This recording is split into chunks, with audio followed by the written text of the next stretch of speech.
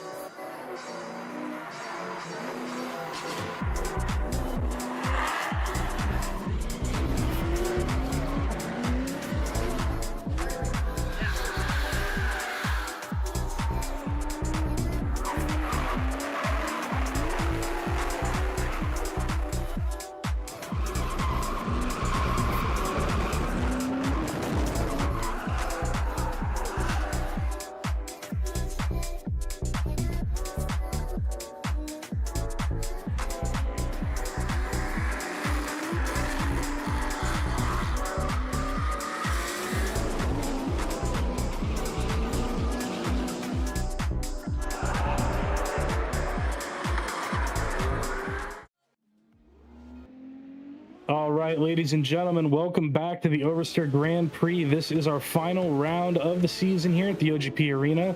Just want to thank all of our sponsors from the season. ESDA, our title series that we work with for licensing. You can get a license for their events here. Grip Royal with their awesome steering wheels. We are actually doing some OGP ones, so hit up your local staff members of OGP and get an OGP Royal wheel today. X3 Auto Sports, the backbone of OGP, making sure that everything is running smoothly with our staffing and production team, as well as Kinetik Creations for all of the wonderful liveries that you get to see on the cars as they go around the track today. Go check them out for all of your livery and modeling needs. Speaking of modeling, we've also got a couple of other cool modelers that we work with here. We got Drake Drifts as well as Augie Customs. You can hit up Drake if you're looking for anything track related, and of course, hit up Augie if you are interested in anything related to a car. Really cool stuff going on over there. Augie actually does some pretty cool stuff. He's even got moving drivetrains. Of course, both of those guys are a part of the Lock to Lock team, so always cool to see them here. They've got their drivers out repping on the track today.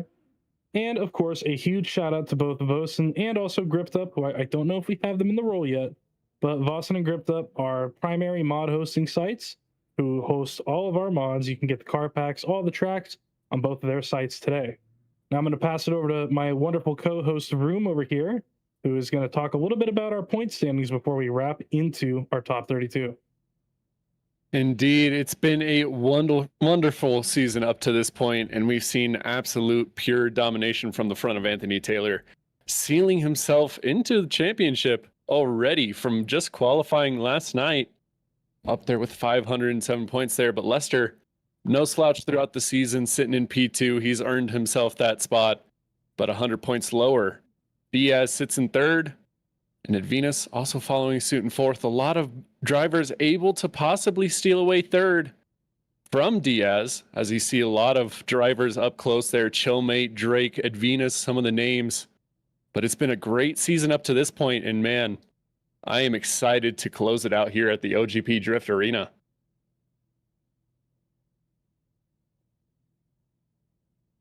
Looks like right off of the bat here, just want to give a huge congratulations to the first driver you're going to see take their lap here. It is a bye run to start off the 32. Unfortunately, we do have a lot of buys here throughout the season. A lot of our drivers just not able to make it work. But a huge congratulations to Mr. Anthony Taylor, your 2026, and it is official, Oversteer Grand Prix champion. So congratulations to him. We're just going to see what he does here on this bye run. Maybe he'll put on a little bit of flair. Maybe he'll play it safe. Obviously, never want to lose out to bye. Very tough competitor to go against, as Anthony Taylor is making his way around the track here, putting the car right out to the wall. So put on a little bit of style for you as he goes through this bye run, and just once again showing how consistent he is, how dominant he is when he is out there on the track. He wraps it around that inside clip. He's going to finish it off with this last outside zone. Nice long wall ride coming up, as our wonderful production guy says. When we get this wall ride here, and that's exactly what Anthony Taylor is going to do as he finishes out that bye run there. Very nice from Anthony Taylor to start off our night. Indeed, Anthony Taylor really just putting down what we really want to see from the drivers this evening. Truly just hitting all the marks he needs to. Just showing why he's unanimously already won the championship here at OGP.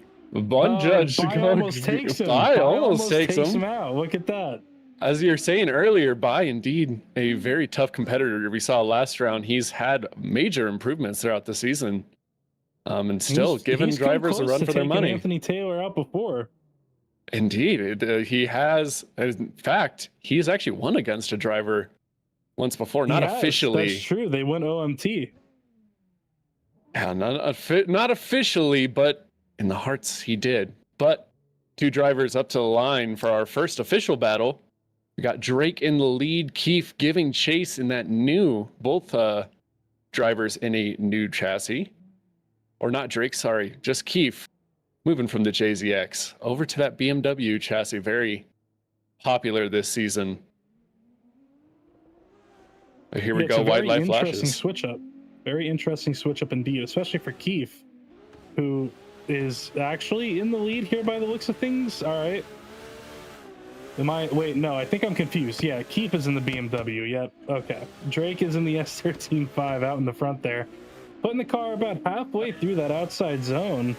So not exactly as deep as you want to be here in the arena. Gonna have to swing it out a little bit wider, get closer to the wall, pick up that whole zone. Keith in the chase position here in that E36 BMW. Getting real close on those transitions, bumper to bumper, having to cut the line a little bit there to get back in the pocket.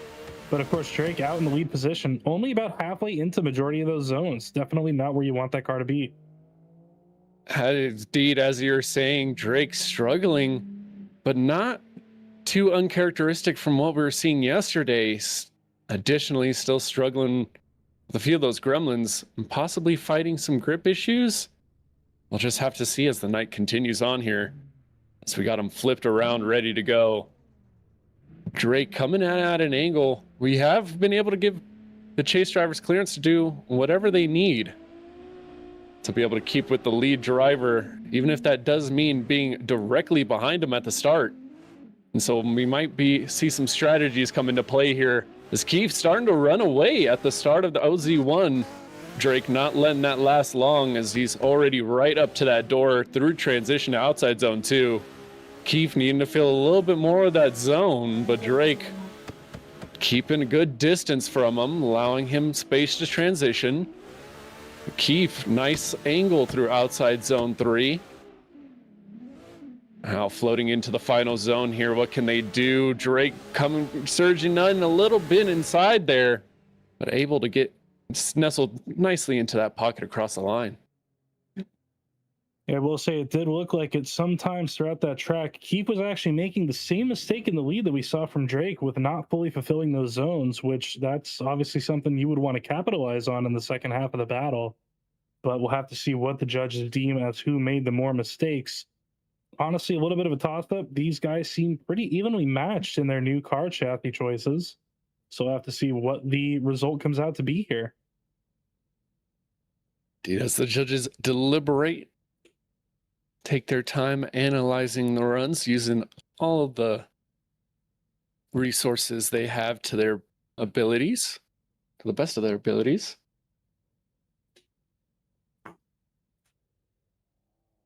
But man, we got a action-packed day ahead of us. This is just the first battle to kick us off. And we do have a lot of buy runs today, unfortunately, like we had mentioned before. A lot of our competitors just not able to make the rest of the season work. So we've got a very small field today, but that means that we should have a pretty action-packed top 16, not 32. Jeez. We're just getting into it and I'm already losing my words. It's early in the morning. We're going to get there. Slept until 2 o'clock today. Just trying to get through things. Yeah, still waking up. We're getting there. Still waking up. Still morning for me. Haven't had my coffee yet. Got my nicotine, no coffee yet. There's no specific order we need those in. No, not at all. We'll just take them as we can get them. As you say, absolutely correct. You've been switching it up lately. We've been hearing a lot of Indeed coming from you lately. Hey, I mean, we got to switch it up. I can't just go around saying absolutely every single call, especially when YouTube chat continuously flames me for it. Oh yeah, 100%. Yeah, the YouTube chat's always going to be on top of you when you're in the commentary booth. And we do have a decision coming in. We got 1 going to Drake, 2 going to Drake, and it is unanimous. Drake is going to be taking the win over TDR Keith and advancing on to your top 16. A scrappy win for Drake there. Both drivers, a few mistakes here and there. I'd like to see how Drake can improve, especially with the more intense competition coming up further down the line. But we'll see who will be making their way up to the line next as we continue on through. Yeah, I will say Drake definitely has a lot that he's going to have to clean up going into top 16 there. You got to be deeper in those zones or the judges are not going to favor that score. However, I do believe that next up coming to the line, we should be having Chris Cervantes coming up here next. He's going to be taking a buy run. So another little run here where we're going to see buy go against the driver. He's getting his second chance of the day so far. See what he does as Chris Cervantes is at the line ready to go. We'll send him on his way for his buy. Here we go. The lights are on. We'll see what Cervantes is going to do on his buy run. Will it be flashy? Will it be safe? We'll see what he's able to do here in that E92 BMW as he flicks it in. Nice and out to the wall already. A little bit of a wall tap even there. So he is absolutely keeping that car deep into the zone. Transitioning over now to outside zone number 2. Making sure to follow that reference line that is so key to make sure that you're on the correct line throughout the course. As he picks up that inside clip very nicely. Putting on a very good run so far. And definitely putting on a show for everybody watching along at home in the pits. Wrapping around inside clip number 2 now and transitioning over for the last time to that last outside zone. See how close he gets to the wall on this one and a little bit of bobble angle there. However, he does get the bumper all the way out and taps that wall and finishes it off with a 360. Oh, and barely misses the wall at the end of it. Just a little kiss of the wall. A little bit of a kiss. Nothing too bad there. We'll see if Byron is able to prevail this time. I don't think he's going to. I think Cervantes is going to be seeing battle in the top 16. The question is, who will he be seeing? Yes, here we go. Indeed. Unanimously, Cervantes taking out Buy. So Buy's second chance, not as good as the first one. He gave Anthony Taylor a little bit of a run for his money, but Cervantes just dominant against the Buy run. However, next up coming to the line, we're going to find out who he will be facing off against, as it will be Slammed to take on Devin. A heavy hitter battle right out of the gate here in your top 32. And we see Slammed, another one of those lock-to-lock drivers, also with a chassis change coming into this event, switching over to the S13. Saw a little bit of a shaky first qualifying run from him, but he was able to get it all wrangled in, put on a pretty decent showing. Well, we'll see what he can do here in battle. So eagerly await for those lights to go. We'll see what they're able to put on here. Again, Slammed to be leading out Devin in the chase position. The lights are on, drivers are underway. See what they're able to do here as a major gap forming right out of the start. Devin almost nowhere to be found as Slammed makes his way through the course here. And it almost, oh yeah, look at that. Devin had to reinitiate there, trying to play catch up. Maybe a little bit of contact in the wall, but Slammed out in that lead position. Putting on a very good lead run right now with how far back the competitor is. A major disadvantage forming right out of the gate for Devin. So Slam just has to kind of make his way around the course, pick up these zones and clips, and he should be sitting on a pretty high score in terms of what the judges are looking at right now. And Devin does finally catch up towards the end there, but just completely out of the picture for the first half of that run. As you said, Slam really running away with that. Devin fighting some gremlins in the car, it seems. Well, we'll see if he can bring it back around, put down a good lead, but Slam definitely with a massive advantage coming into the second run. Both drivers at the line, they're ready to go. Slam taking a little further back approach. Rolling as the white light flashes. Here we go. Devin in the lead in that E36. Slam giving chase. Devin initiates in. Slam right onto his door, sitting nice in that pocket. Getting real comfortable, allowing Devin to do his thing, but absolutely sailing past that inner clip. And a massive checkup from Devin going into outside zone 2. Was able to nab that inner clip, laying a massive checkup there through transition for Slammed. But able to get right back onto Devin's door, no problem. Devin smooth around to the final turn here. A little checkup with angle, but Slammed right there. It has to pull out after a little bit of contact. And it looks like Devin just showing off a little bit. I imagine we're going to get a pretty quick decision here. So slide him left for Devin, slide him right for Slammed. One of the judges already has their votes in the book. See what the other two are going to put up here. And unfortunately, just how that first run went, I can only imagine there being one way that this is going to go. Judges are just taking their time to open. And the one judge has actually revoked his vote, so maybe there is something that they're looking at here.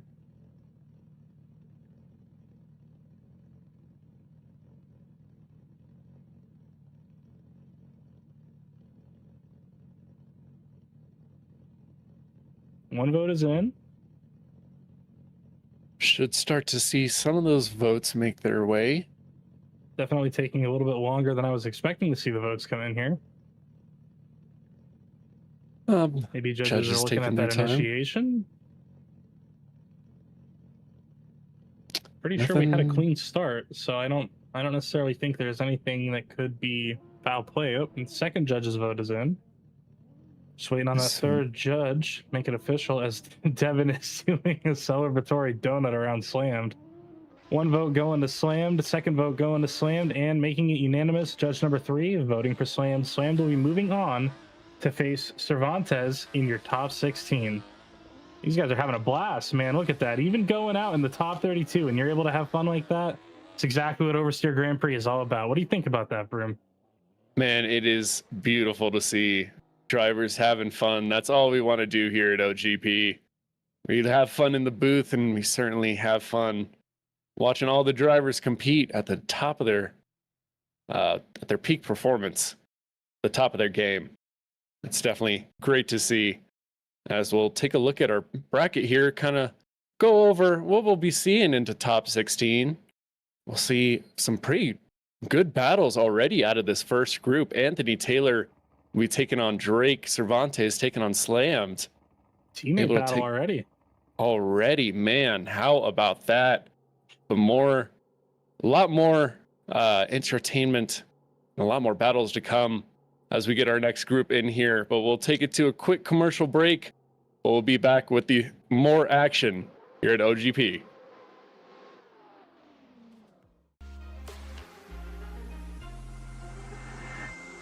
Take me in the smoke, breathe me in and let me go.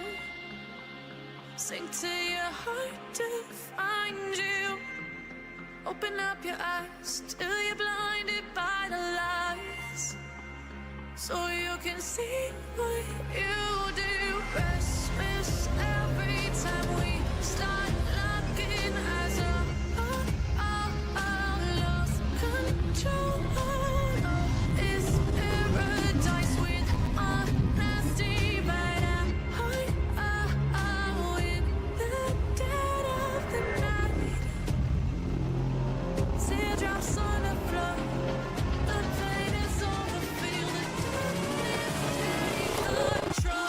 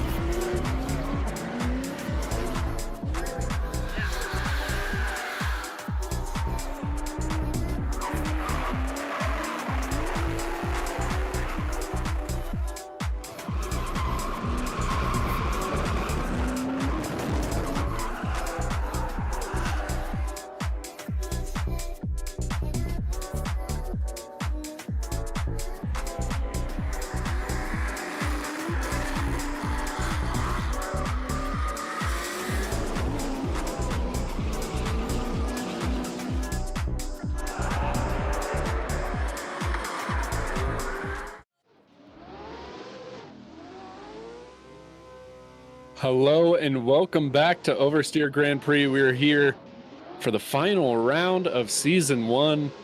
We got our next group here, drivers getting their practice, wrapping it up here. We got a lot more action to come. Let's take a look at a few of the drivers we'll be seeing. Chillmate and Dominic Moya both getting a bye on through to the top 16, but we'll see Lester taking on Jacob. And later on, to close out the group, Iril from Team Kinetik taking on our very own Brazilian Matthias. A lot of good battles still yet to come. And should be some pretty interesting buy runs as well. Very excited about the first Byron coming up, Chill of my own team, Kinetik Esports. He's been doing pretty good. He put on that, what was it, a 93, I believe, double 93 for his qualifying runs. Very consistent. He's feeling good with that car change that he's got going on, and it's working for him. So very excited to see what he does. As these drivers are just wrapping up their practice laps here, we'll get him to the line ready to go. And I will say, we do have some pretty exciting stuff coming up here. We, of course, got Lester taking on Saita, and like you mentioned before, Ariel taking on the Brazilian Matthias. Should be some good battles in the 32. And then we'll get to see who's going to go against who in the top 16, which so far, we're shaping up for a real good show right now.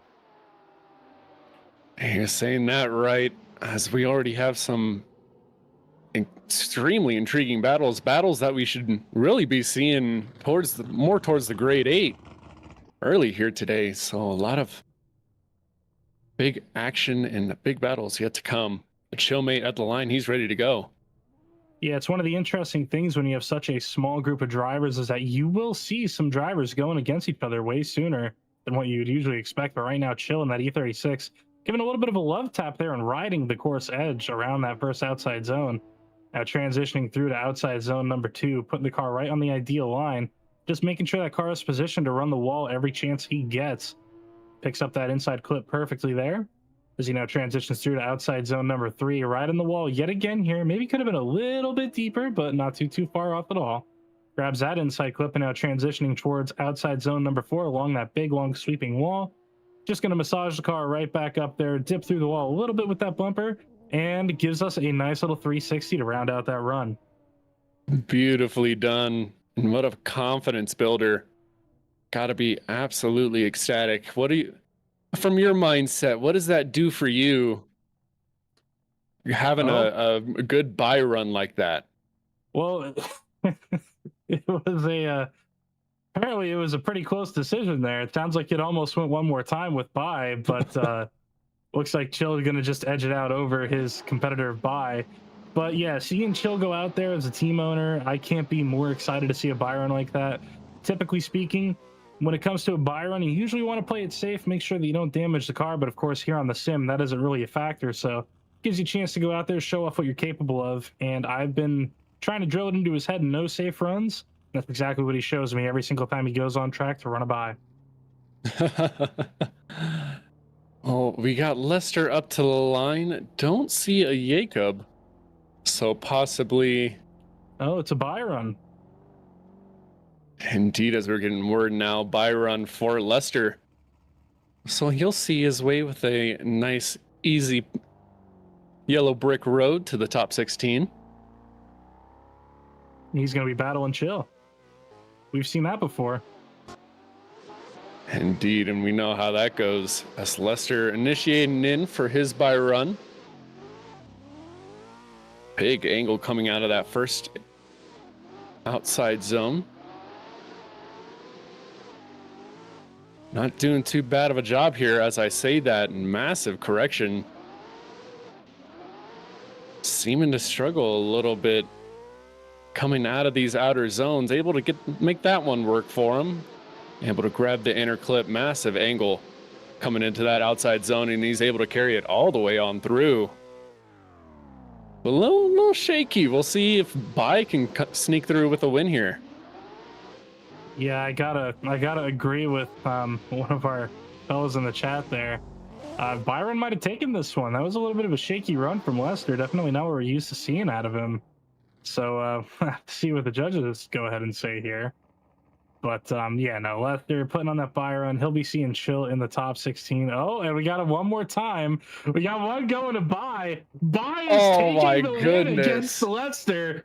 Lester knocked out in the 32 by buy. Oh my god, what a shakeup right there in battles, which means Chill going against Byron again. He's gonna get a second opportunity. Oh wow. My goodness. Obviously, we will be seeing Lester in the top 16. He'll be moving on to take on Chill from Team Kinetik.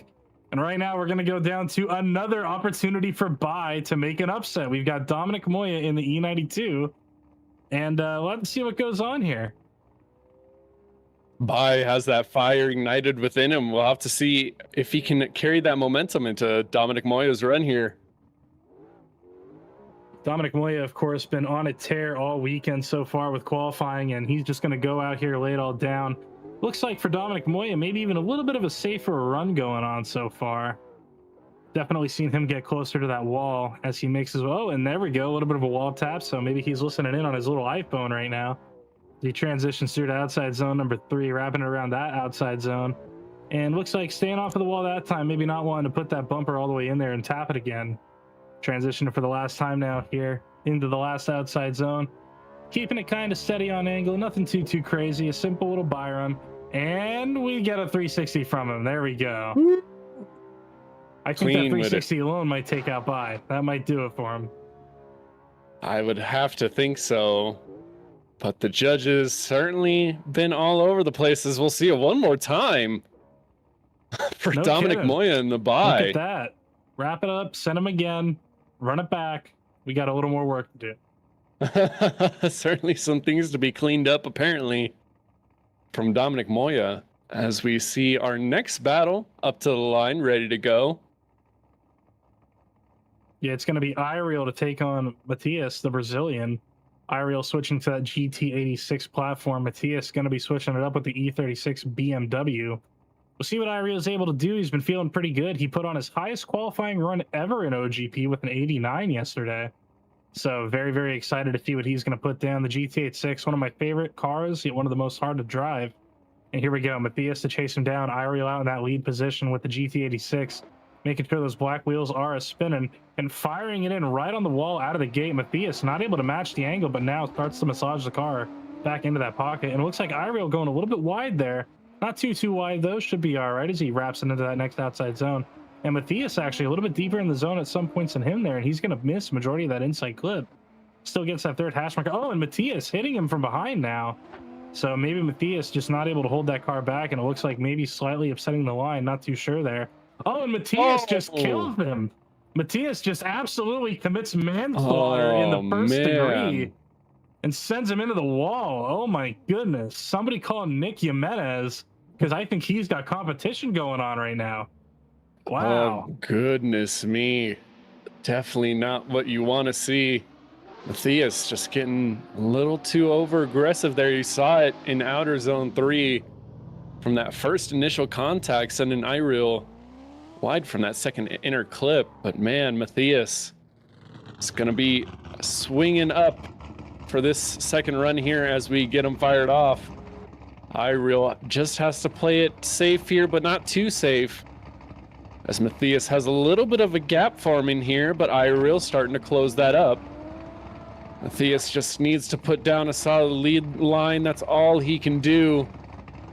Iriel just needs to settle into that pocket, get comfortable, pop out the lawn chair, and stick with him here. But contact, pretty heavy contact with Matthias, lifting up his car a little bit. But they're continuing on through the final zone here. Iriel trying to back it up a little bit, but possibly doing just enough to be able to sneak out the win, as finally we got our replays going. Shout out our production guy, as we'll take a look back on what transpired. Yeah, a little bit of a aggressive situation going on there in the chase position for Iriel, causing that very heavy contact there. You know, obviously with the first run in the books there, not something you want to do. I will say, and Slammed is actually mentioning it in the chat right now. Shout out Slammed, one of our wonderful drivers here at OGP. Remember, Lock to Lock. Very good seeing him not flop after that contact in the E36. That could have been an easy one more time at the very least there. So now the one thing the judges are going to have to do is look back at all the contact here, see where the lead drivers were on the line, how they were doing on throttle, on brake, see who's in the clear, who's not, who's packing it up, who's going to go onto the top 16, or will there be something in here to maybe go one more time? I got to be honest, after that contact in the first run for Matthias sending Iriel into the wall, I don't really see that happening here. But we'll have to see what the judges think. Maybe there was some kind of a issue with Iriel in the lead position, or maybe Matthias just too aggressive with that contact. We'll definitely have to see. The judges do have a lot of resources that they are able to use A lot of different telemetry apps, a lot of different camber angles that they have, able to see exactly kind of what's all going on track. So I'll definitely want to use those and make the right call here, especially with, like you were saying, how much transpired during this battle. A lot of contact, a lot of rubbing. A lot of contact. But drivers getting aggressive. We love to see it. They're throwing it out. They want to win. Especially final round here for season 1, man. And what a season it has been. It's been quite something. It's been a long season, that is for sure. We've definitely had our gremlins, but with the season, first ever season in the books here after this round, you're going to have issues. It's all going to be ironed out for season 2. I can definitely vouch. You can definitely vouch. Us on the staff team, we've been crushing it with getting everything planned out for season 2. All sorts of new changes coming, all sorts of big changes coming as well as a part of that. And season 2, going to be a barn burner. Can't wait to talk to you guys a little bit about that more after this weekend. Right now, just waiting on the judges to slot in their decision here. A lot has transpired. We'll see who's going to go on, who's going to go home, or will we be seeing them go one more time here? We'll just have to wait and see. We got 2 votes already in from our judges, just awaiting the last and final third. And we'll see who will be taking on, I believe, Dominic Moya in top 16.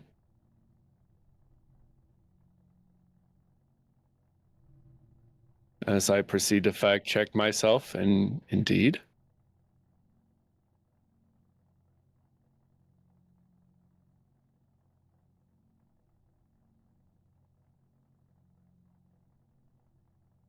I guess while we await this third judge's decision here, we'll just hit on one of the wonderful sponsors that we get to work with.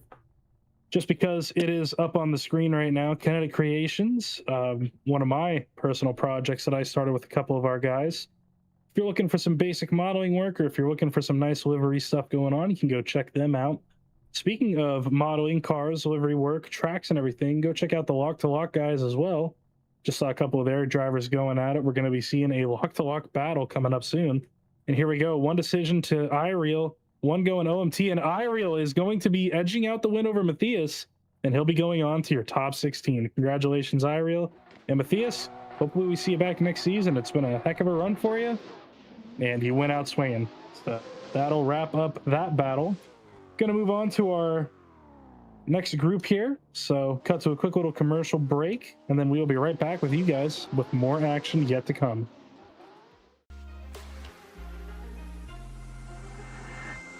Suck me in the smoke, breathe me in and let me go. Sink to your heart to find you. Open up your eyes till you're blinded by the lies, so you can see what you do. Restless every time we start looking as a lost control. Is paradise with honesty, but I'm in the dead of the night. Teardrops on the floor. The pain is over. Feel the darkness take control.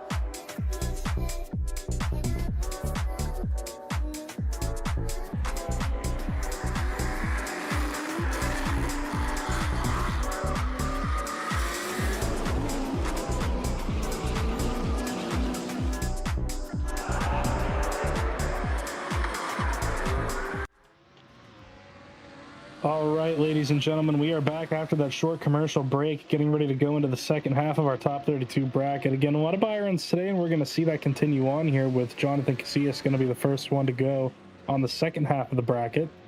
Following him, it's going to be EOD Jason to take on Travis Dawson, another Kinetik member, third one of the day here. Remerin is going to be getting a buy run here, and Diaz will also be getting a buy run as Vosan not able to be here yet again. So that's nothing new. It's throughout the OGP season. He's shown up to qualifying a lot and has not been able to make it to battles, and that trend will continue here. So Diaz and Remerin, we already know they'll be going against each other in the 16. Question to be, who will Jonathan Casillas be seeing? Will he be seeing Mr. EOD Jason, or will he be seeing Travis Dawson to face him in the 16? We're going to find out, but right now, we're going to take it down to the track. And Vroom, how are we feeling about the event so far today? So far, man, it's a lot of good driving. Few things some other drivers may need to clean up. We've definitely had our hands full with the battles we have seen so far, but that's to be expected, especially here at the Drift Arena. But as you're saying, we just got to wait to see who Jonathan Casillas' battle for top 16 is going to be. But two drivers who can certainly give him a run for his money. I'll be interested to see how their battle plays out. I will say I did get the chance to talk with my teammate Travis Dawson last night, and he's feeling a lot better now that everything is over. He's got some rest, but yesterday he was in so much pain. He just wanted to get out of that sim seat throughout qualifying and just be done with it. Went out there, put on a pretty decent run. Today, though, feeling a lot better. He's ready to see battle against EOD Jason, and we'll have to find out who prevails. But right now, Jonathan Casillas, our C6 Corvette Warrior here, ready to take on the OGP Arena, see what he's able to do in this buy run. Maybe he'll get taken out. Maybe we'll see the buy run take the win.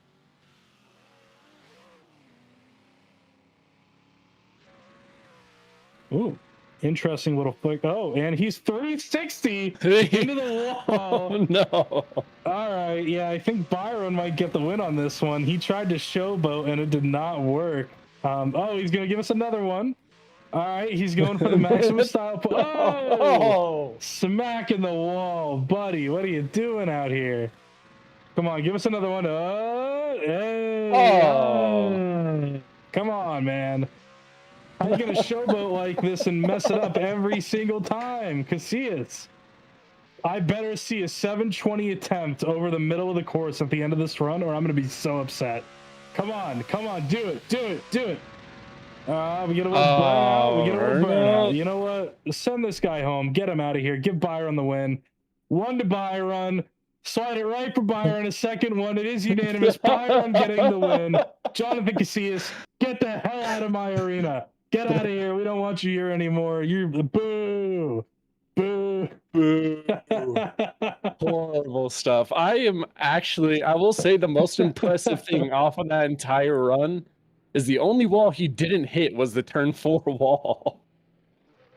Oh, man. Yeah, I got to agree with Slam. That was starting to look more like a takeover there. I felt like I was in Chicago for a minute. Yeah, everybody, boo this man. Boo.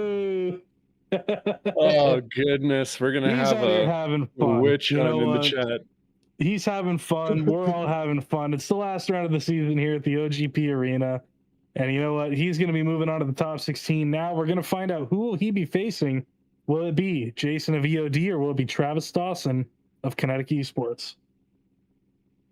We will just have to wait and see. It's Travis Dawson up to the It's line. a buy run. Oh this is an my entire group of goodness. buy runs. No. Well, hang on a minute. I do see Jason in the driver channels right now. He's So in the I'm not- channel. I'm not sure what's going on here. He only gets a set amount of time to be at that line, so I'm sure the 2-minute clock is already on and ticking. We might end up seeing a buy run for Travis Dawson here. Possibly. We'll give Jason his 2 minutes to make it to the line. But possibly, as you're saying, a full group of buys here. We might be seeing it happen. Our Marshall is currently in there trying to figure out what's going on with Jason. Time is a ticking. He's got to get to the line. Can't wait forever. We're definitely no stranger to these kinds of situations. We've had a few cases this year where we had to utilize the countdown timer. But very interesting development here. Wonder kind of what's going on Jason's end here as we're kind of counting down here past the 45 minutes or 45-second ticker. But Travis Dawson waiting patiently. He's at the line. He's ready to go. He wants to get this done and over with. And yeah, it looks like we're probably going to be seeing a buy run here for Travis Dawson. Obviously, our 2-minute timer started a little bit later than the Marshalls. So Travis Dawson's at the line, and I can't imagine we're not going to see him get a buy run here. Is Jason just nowhere to be found right now? And we'll just have to wait and see. I think the Marshalls are just going to go ahead. Yeah, we're sending it. Yeah, we're sending it. It's going to be a buy run. Buy run for Travis Dawson in that 350Z. An easy little road to the top 16. Not too much pain with that one. All as right, he's going to fire up here. This is a great group for Byron. Byron getting all of the chances in the world to continue advancing onto the top 16 as Travis Dawson going to just light those tires off around that first outside zone. Just throw down a nice little fun, clean run here. Throwing some real good angle going into that second outside zone and doing a really good job wrapping around the inside clip. Looks like he is much more confident, much more comfortable today. Back is feeling a lot better. Sickness has gone down a little bit as he wraps it around now towards that last outside zone to finish out this buy run. And Travis Dawson going to be moving on to the top 16 to face Jonathan Casillas. How about that run, man? Like a man possessed, entirely different from what we saw yesterday. Crazy what a little sickness can do to you. But looking confident, composed, but bye. Gets another victory. Goodness. Oh my goodness. Byron taking another win. Good Lord Almighty. Byron is on a hell of a weekend right now. He is absolutely throwing down. But man, what a run from Travis Dawson. That's got to be one of the best runs we have ever seen from him in OGP. I'll let you stick with that because you're his team owner. Well, we got young Remerin up to the line, ready for his buy run. Buy on a little bit of a heater here. We'll see if he can continue this newfound momentum. Oh, what are we doing? All right, somebody DQ this man. He 3-motioned. Somebody DQ him. Get the judges down there right now. I want the Marshall on him. Oh, there it is. 360. Boom. What are we witnessing right now? What's going on? Wow. That was a little clean 360 into the outside zone, too. Looking a lot better than Jonathan Casillas was doing. And hey, another one going into 3. How about that? We better see our 720 through the middle of the track. Me and you have been talking about it ever since we saw that attempt in qualifying. We need it. We need to see it. Come on. Come on. Do it. Right here. There's one. Oh, man. Nearly there. Got to the 450, couldn't get it all the way around. Oh, we got But it we one got more our votes time. here. Oh, man. Ramirez able to sneak away with the win there. Judge thinking should have went one more time, but the final chance here, or not. I No, do for not this, believe we have for this portion, group. we got a couple more to go. Yeah. Wilpasant not able to show up in typical Wilpasant fashion for battles. That's all right. He showed up for qualifying. He did his thing. Right now, we're going to see Diaz to lay out a nice little buy run for us. See what he's capable of.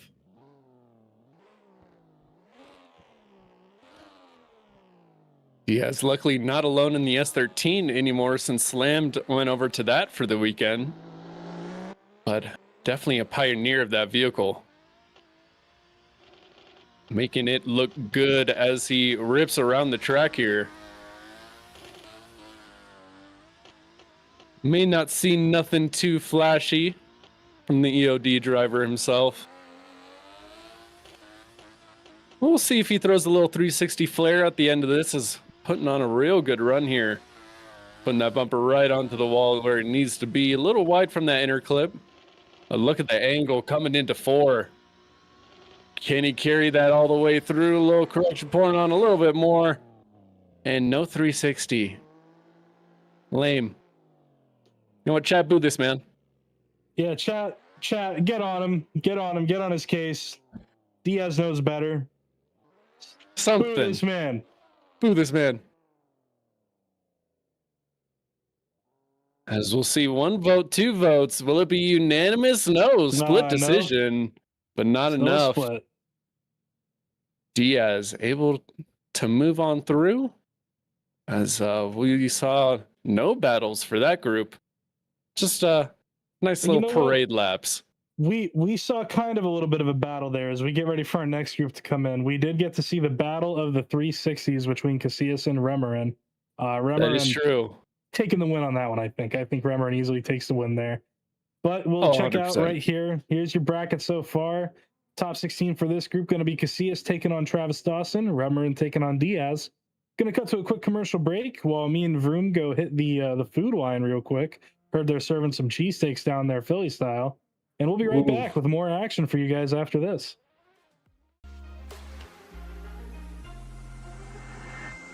Suck me in the smoke, breathe me in and let me go. Sink to your heart to find you. Open up your eyes till you're blinded by the lies, so you can see what you do. Restless every time we start looking as a lost control. It's paradise with honesty, but I'm in the dead of the night. Teardrops on the floor, the pain is over, feel the darkness take control.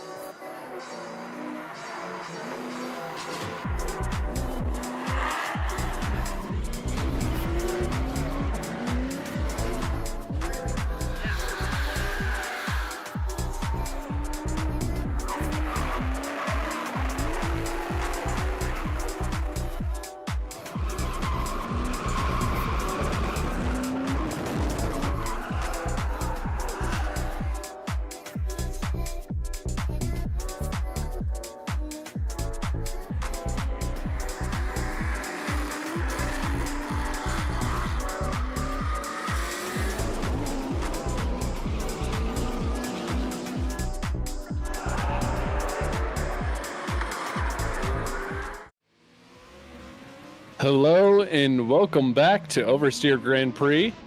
We got our next group. They're turning laps. We just got finished up with the group of buys, but luckily we should be able to see some battles here from our next group. Should be a lot of high-speed fun action coming up here as we see someone go into the wall there. But let's take a look at some of the battles that we do have coming up.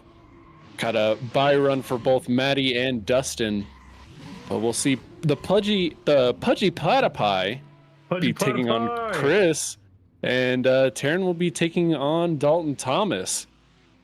Hopefully we're able to see both of those battles take place. That should be a good battle right there. Dalton Thomas and Taryn.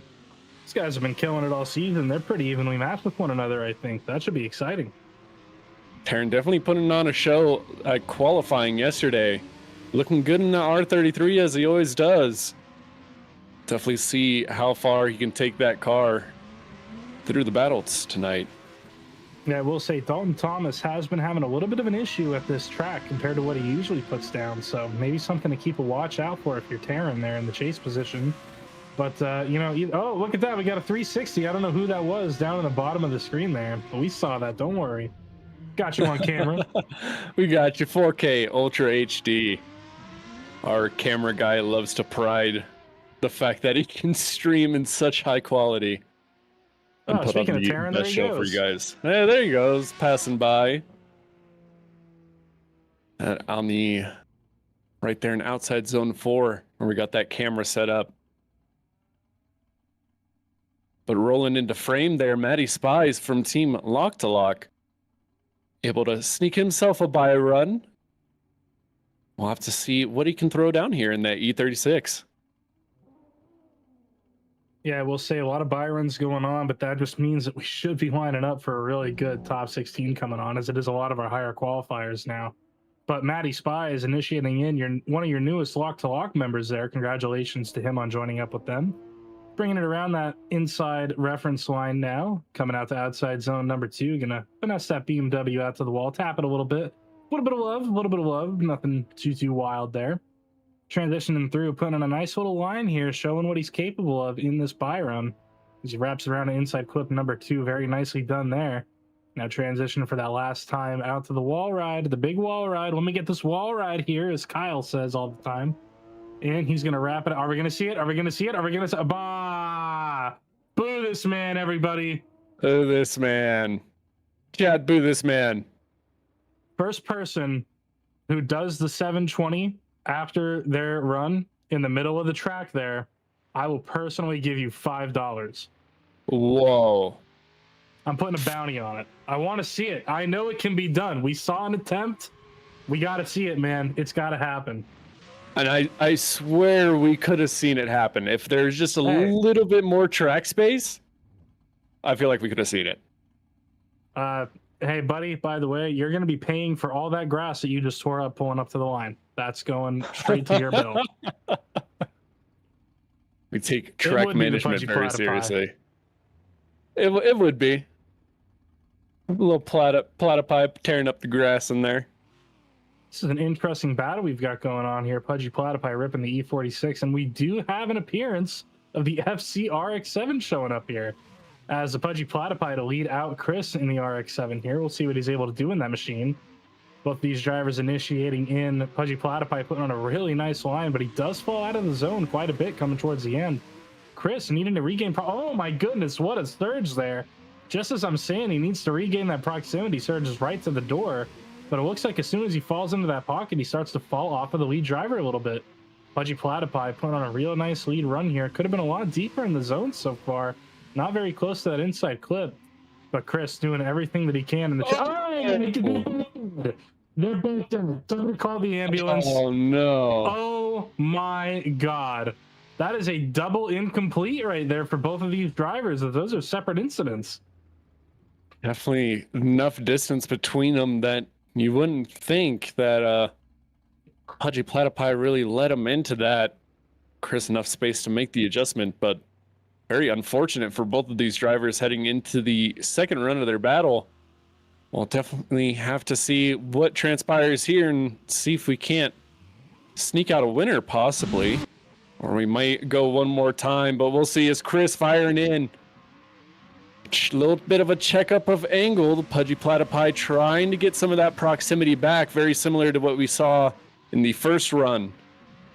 And now Chris starting to get settled here, pulling out of that zone rather early, not able to fill the zone to its maximum potential. Another little checkup of angle there, but Pudgy Platypi not backing down, sitting nice and tight within that pocket. As they come flying around turn 4 here, able to keep it off of the wall and across the line. We'll take it to the replay. Yeah, I will say one of the things there, you had mentioned an angle checkup from the FC in the lead. He actually grabbed the wall a little bit there with that crazy straight line entry. Very similar to what we saw Slam do in his first qualifying run yesterday. So a very interesting approach. And one of the things the judges are going to have to look at here, obviously we have a double incomplete with... I would definitely assume they're going to look at it as separate incidents because there was tons of space between them. But they're going to have to look lead for lead, chase to chase up to that point, kind of see who might come out on top here. Or maybe there's enough going on both sides that they might go OMT. I definitely would like to see them go again, clean it up. But what do you think, Vroom? What do you think we're going to see go on here?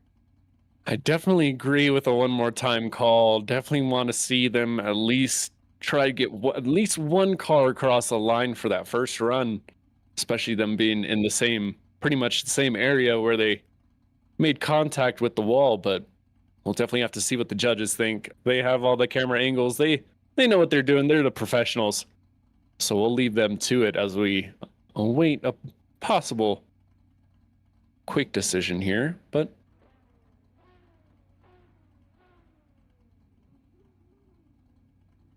we'll just hang out. Just chillax a little bit. We'll wait and see what goes on.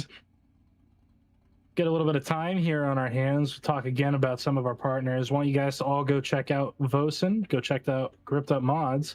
You can get the cars, the tracks, anything that you see us do here at OGP. We've got them all live on the website as they get released to the drivers. So go check those out. I will say there will be, I'm gonna do a little bit of an info leak. There will be a V2 of the car pack for season 2. And that's all I'm gonna tell you. But there's some exciting stuff coming from that. And I will say the OGP Arena also going to return with a new layout. So keep an eye out for that. As well as some other tracks may return, may see some new. We don't know yet. We'll let you know as we get there.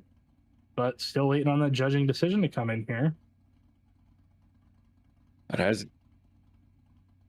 as you're saying, we are releasing that new car pack, so make sure you are staying tuned so you're able to drive it as soon as we release it. So you're able to get as much drive time as possible for our next season. So that will be a whole lot of fun, a lot of big stuff coming. You'll definitely want to be a part of it. As we start to see some look at the chat get casted here. Everybody wants the OMT.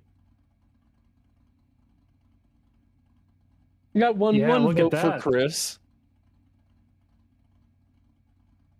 Everybody but Slammed. He likes that FC. He went for the same straight line approach. Oh, here we go. Decision is in.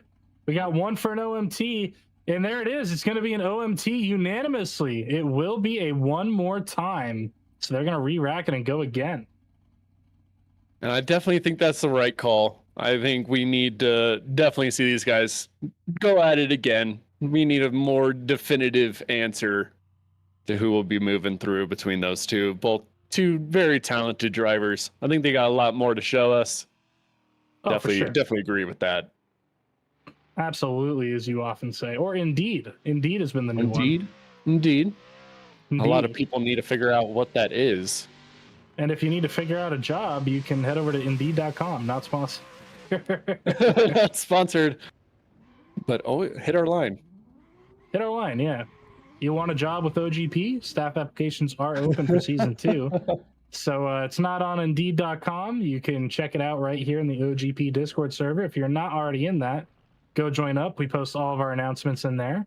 And you can apply and become a part of our wonderful staff team here at Oversteer Grand Prix.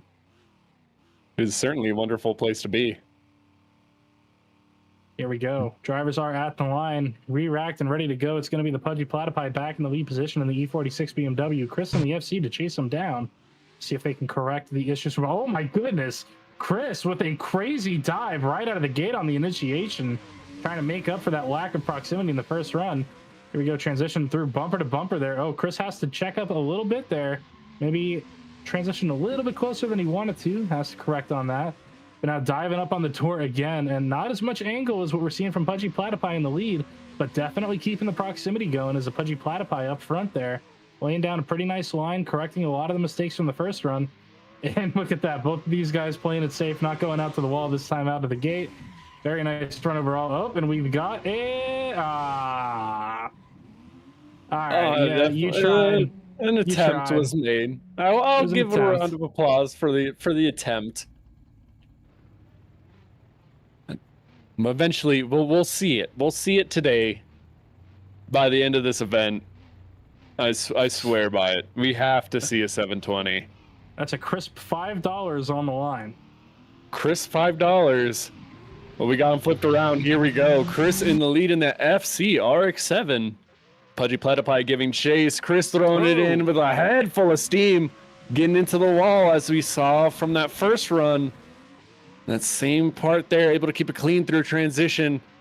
Chris pouring on the angle just a little bit more. Not able to get to that inner clip. Pudgy Platypi is just sitting with them, not exactly bumping doors. As they make their way into outside zone 4 here. Chris, a little tap on the wall. Pudgy as well, trying to close up that proximity best he can. We'll take it to the replay. The walls, man. Holy wall taps throughout that entire run in the lead. I will say, it looks like there was a separate incident there for Pudgy Platypi in that second run, where he also in the chase position while far back did go into the wall a little bit. But I gotta be honest, not looking great right now for Chris.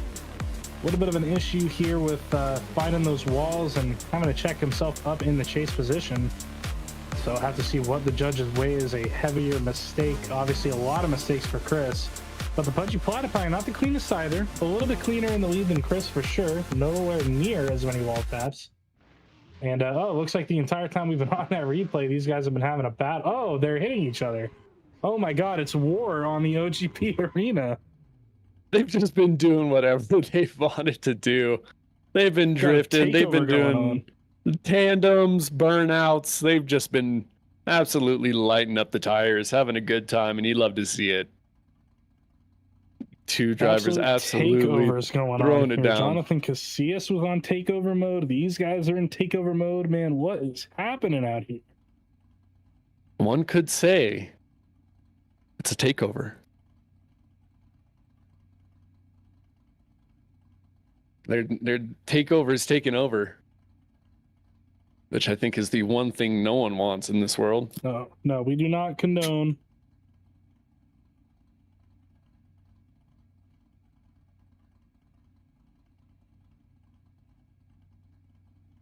But the Pudgy Platypi is going to be moving on. We see those scores come in.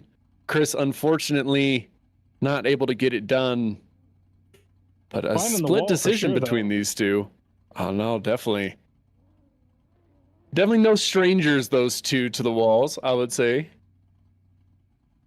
At least up to this point in the top 32. Up to now. But now, another driver who we're going to see a buy run from here, Mr. Dustin. Driving that E36 BMW. See what he's able to pull off here.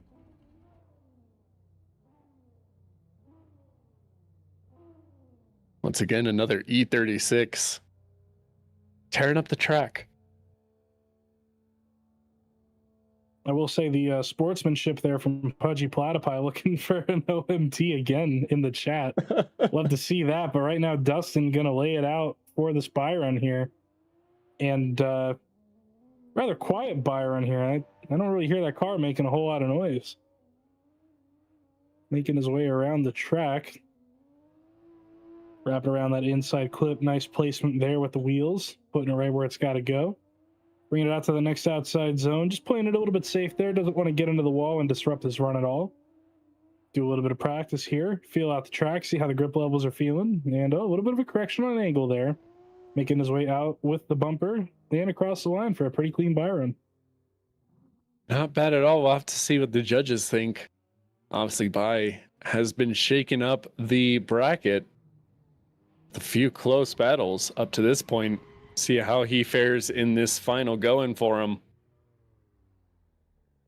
Oh, Sweet. boy. Oh, man. What do we got here? Full split decision for another one more time for bye. Judges are having as much fun as we are. Definitely so. Definitely want to have Speaking fun. of It's the fun. final event of the year.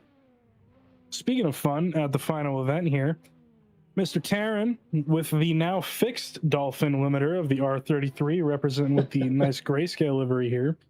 Going to be going against Dalton Thomas, aka Travis Dawson Squared, as you have so deemed him. See what they're able to do. Lights are on, drivers are ready to send it, and look at these guys. They are excited. They're ready to go already.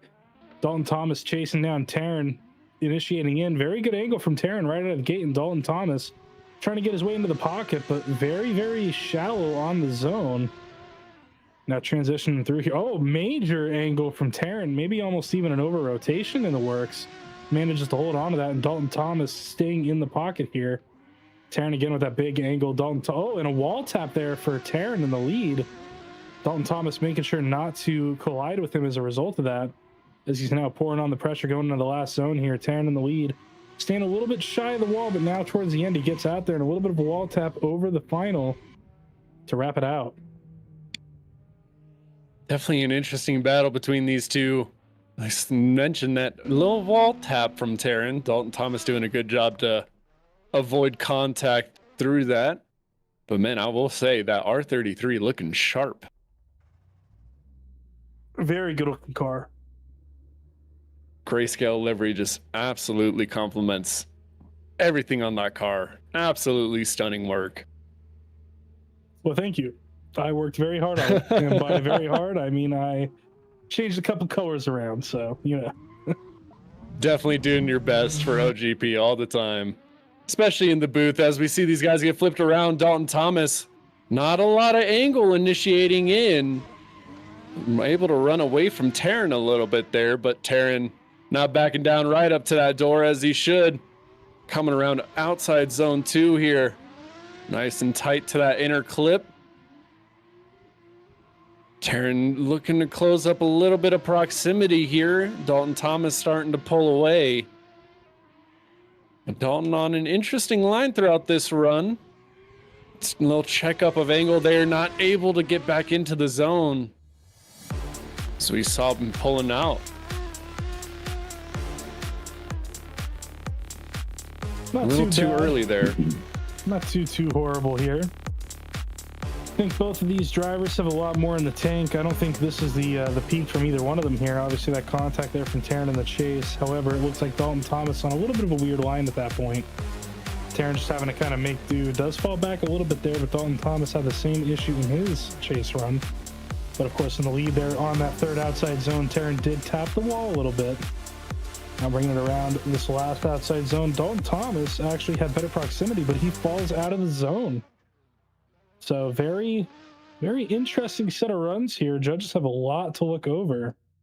A lot of stuff to go into the decision they're about to make. Indeed, I have to kind of separate or determine which of their mistakes kind of equate to what and who had more, which I think will kind of be the tail of the tape for this one. So we I would start agree to, with you on that. I think we already have one judge's decision as we hopefully start to see a few more make their way through.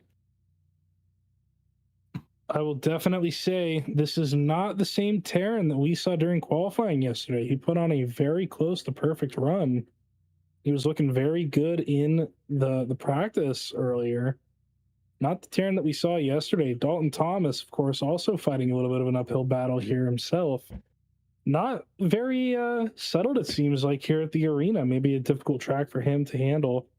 But got to agree with some of the stuff I'm seeing in the chat here. I definitely think there were some spots where one driver was better than the other, but I also think the other driver had spots where they were better than their competitor too. So maybe we'll see an OMT. I don't know about that, but who knows? We'll definitely have to see. I think on the surface level, you could definitely go OMT. I feel like the judges can definitely possibly pick out a winner here, looking at each mistake that each driver had, and definitely doing just that, taking their time deliberating over this. We see Taryn in the chat saying he wants to go one more time. All He's these down drivers for love it. These guys all just want to keep driving. They don't want the season to be over, man. Oh, man. It's been a long one. It has been a long season for sure. And I'm sure these drivers loving it at the arena here, having a blast. I don't think I've talked to a single driver that hasn't been having fun here. It's definitely an interesting track, especially for what we kind of been having as of late. A lot of big open tracks, some small confined spaces. We definitely had a wide array of the drivers getting their limits tested this season. That we did. And one of the things I love seeing from these drivers is their sportsmanship. Dalton is also in the chat now chanting for an OMT. These guys want to go again. I don't know, judges. It seems like the drivers might be trying to make the decision for you here. They want to clean it up. They know they're capable of more. They know that they want to go again. They know that they can put on a better show. Maybe we give the people what they want. Or maybe the judges are seeing some stuff that we aren't. Maybe they've got something good enough to make a decision with. Either way, these guys are having a blast. They're kind of hanging out right now, just waiting for their decision to come in. Checking in on the YouTube chat, probably watching the replay back, seeing what they did, what they could have done better in case there is an OMT call coming their way. And I am very excited to see what is in store for one of these drivers, if they advance on, or if they're going to go do battle again, as Taryn doing some Shanahan on Shanahan CT style donuts around his competitor right now. He's just staying warm. You know, the possibility of this may going one more time is up in the air. You definitely want to be able to hop right back into that battle and continue at least some momentum that you've gained from the first run. Yeah, and those tires are cooked anyway. You might as well burn them off. Yeah, exactly. Those Accelera 651s, beautiful custom tires that we are running. And, I just picked up a Sprite can, and the top is, like, crunched upwards somehow. I've never seen this happen before. I remember that happened with a Dr. Pepper. I had it sitting in my car. And it was a rather hot day for Colorado.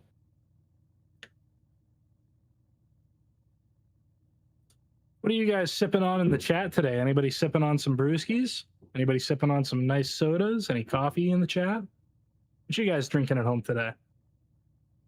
I mean, well, most of our chat being our drivers, I'd certainly hope they wouldn't be drinking. But it looks like we got some decisions here from the judges, as we'll see this go one more time, but a split decision. One vote going Taryn's way, but we will ultimately see these guys go at it again. You know, some of the drivers may call it road soda, a performance enhancer. I could see it. I could see it. I'm going to have to figure out how I'm going to sip on this very intricate Sprite can that I've got going on here.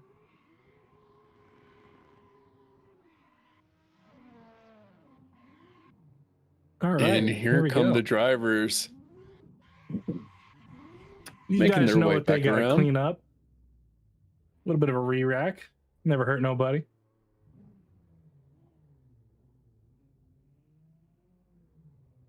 Oh, they're ready. They're at the line. They're ready to go. No, my voice is cracking like crazy right now, dude. It's been a rough day today. Woke up at 2 o'clock, seeing all these Byrons, all these OMTs, and here comes our next OMT battle, tearing out in the lead. Dalton Thomas gonna have to try to close that proximity gap right out of the gate here as Taryn just fires away. Now transitioning through. Oh, no, Dalton Thomas, a major straightening contact. That's going to be a huge detriment on his half of the run.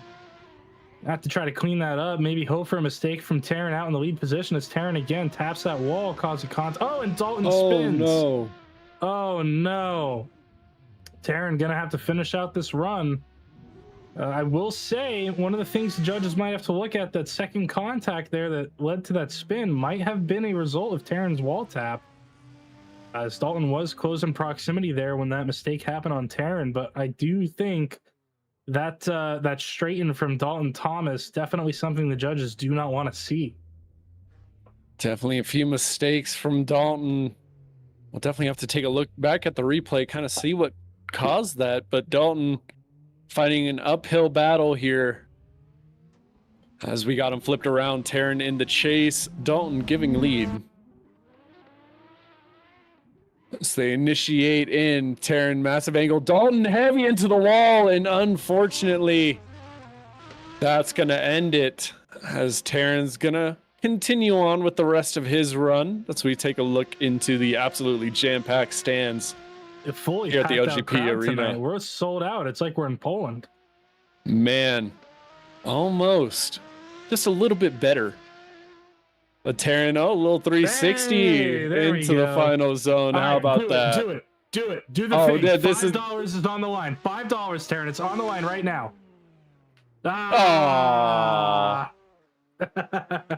Ain't gonna do it. Ain't gonna happen. Ain't gonna happen, as we should hopefully see a more quicker decision here. So I think we kind of all know who's probably going to be walking away with the win here. Judge 3 slacking a little bit making that decision, but it is it's kind of unanimous. We go to Terran. Obviously a very unfortunate outing for Dalton there in the 32. So that'll wrap up the top 32 here. With that, we'll take a look at what our top 16 is shaped up to be here. It's going to be Anthony Taylor to take on his teammate of Drake Drifts over there to start us off. Cervantes is going to be taking on another one of the lock-to-lock members of Slammed. Chill, one of the Kinetik guys, taking on Mr. Lester. Dominic Moya to take on Ireal, also a Kinetik driver. And back-to-back Kinetik battles, it'll be Casillas taking on Kinetik driver Travis Dawson. Remerin, the young gun, to take on Unk Diaz. Matt Spies, another one of the lock-to-lock guys. They've got a very good showing here today, taking on the Pudgy Platypi. And to wrap it out in the top 16, it's going to be Dustin taking on Terran, our most recent battle winner. We'll be right back with some of the top 16 action after another short commercial break.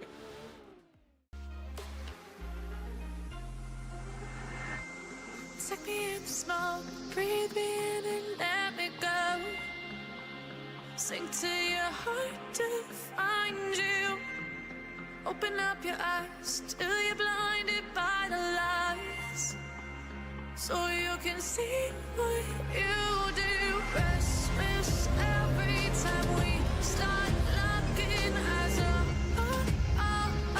lost control. It's paradise with honesty, but I'm in the dead of the night. Teardrops on the floor. The pain is over, feel the darkness take control.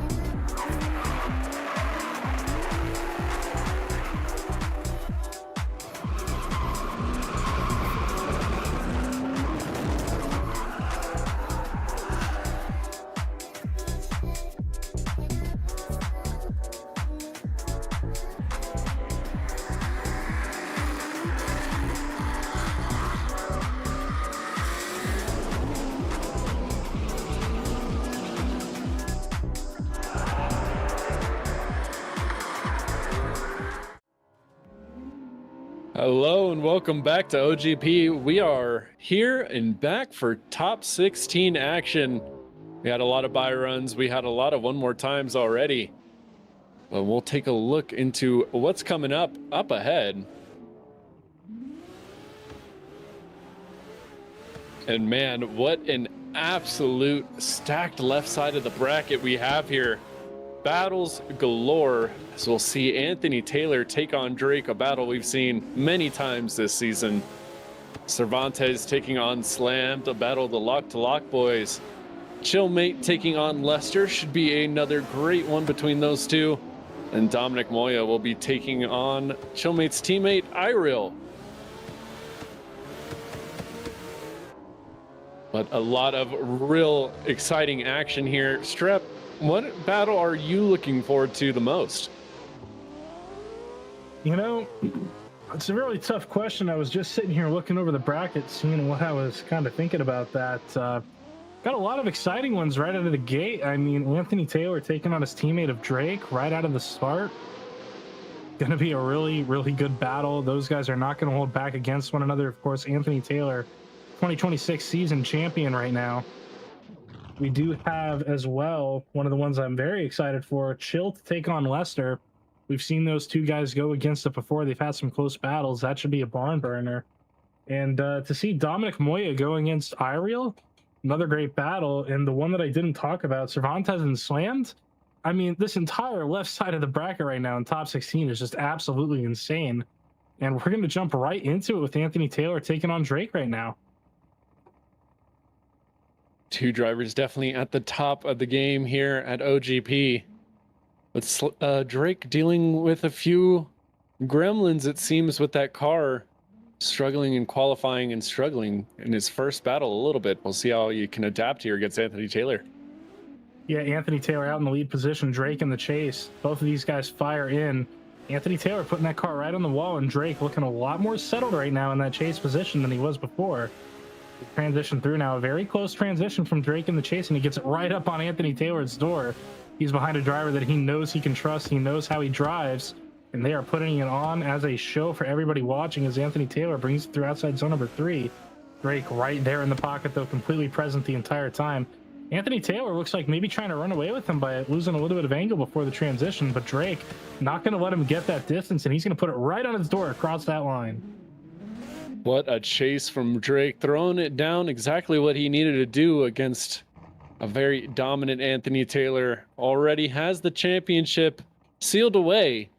Now he's just kind of driving for fun, but also for a little bit of bragging rights against his teammate.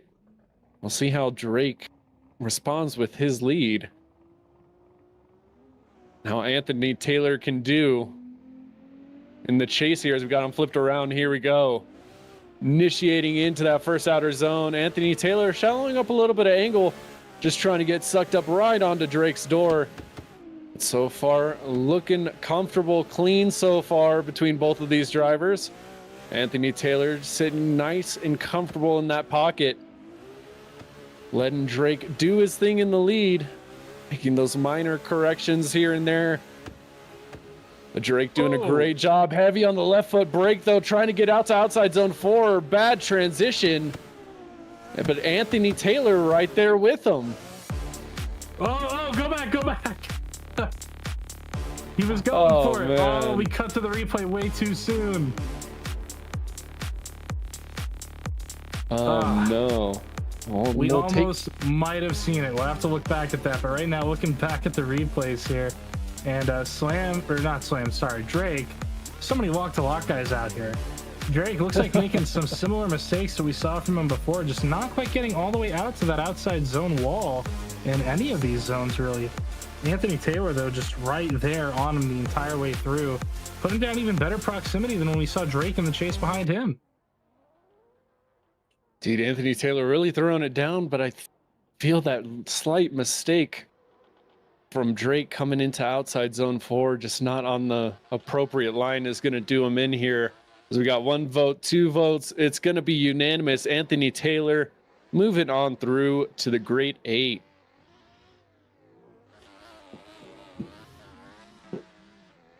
And we're just right back into the action now. to see Cervantes taking on Slammed.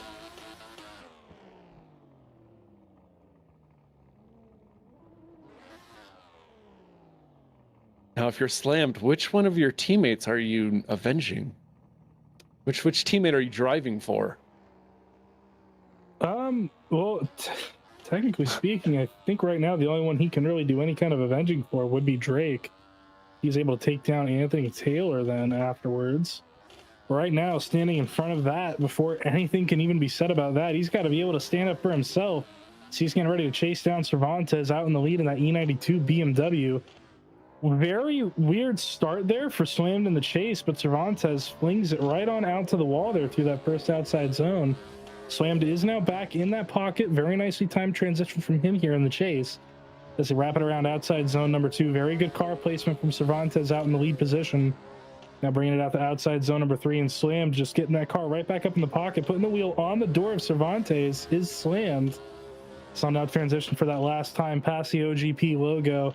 Round out this half of the battle with this wall run here, and Cervantes coming off the wall a little bit, gets out there at the end as they go across that line.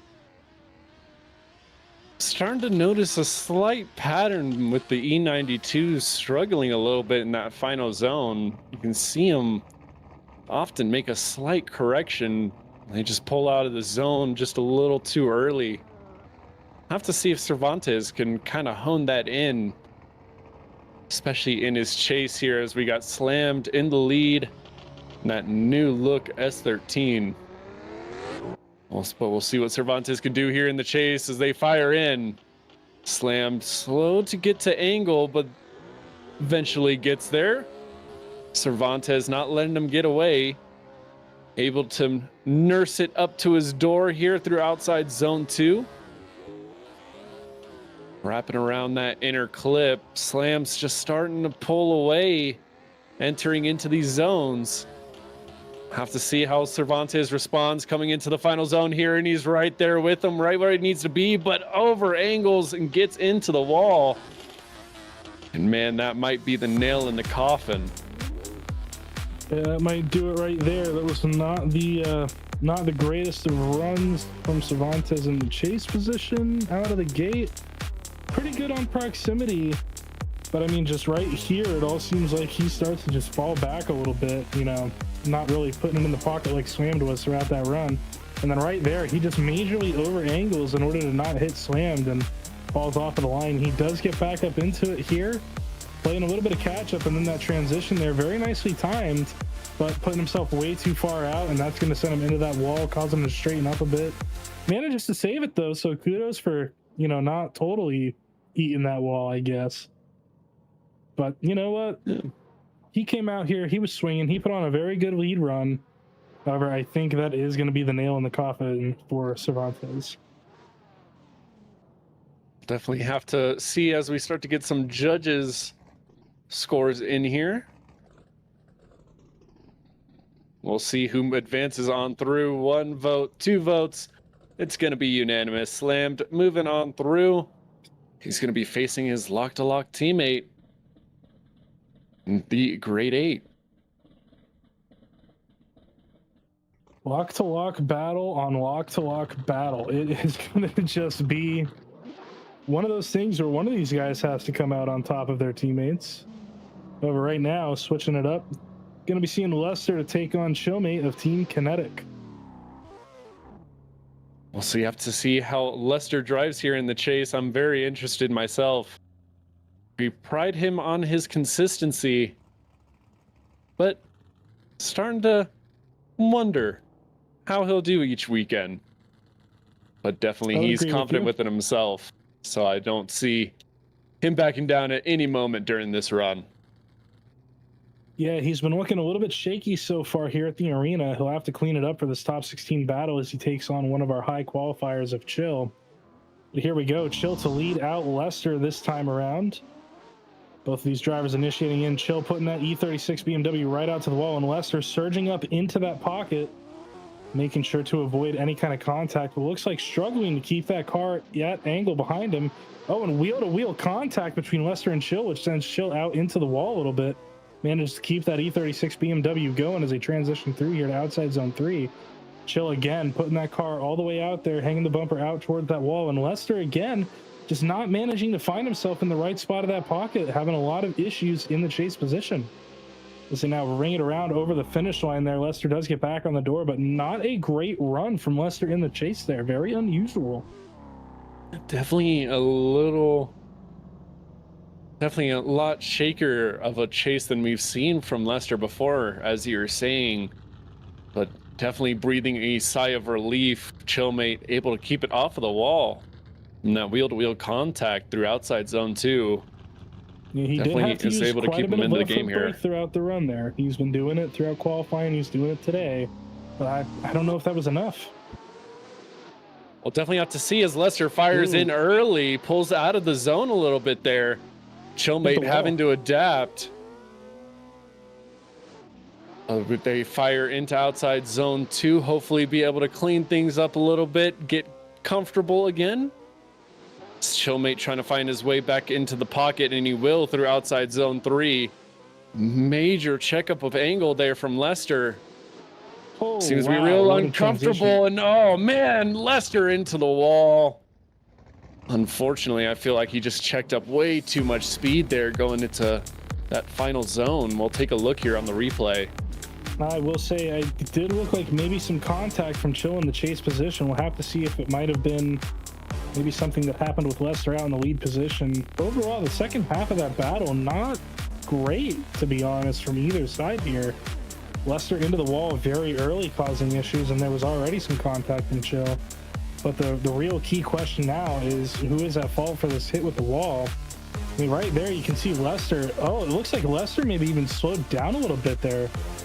You're supposed to be fully on throttle in that spot, so the judge will have to look at that. But that looked like a little bit of a slowdown. That's what I was seeing initially. Thought it looked like he was real heavy on the left foot brake. Very Seemed slow to check transition up as well. Chillmate.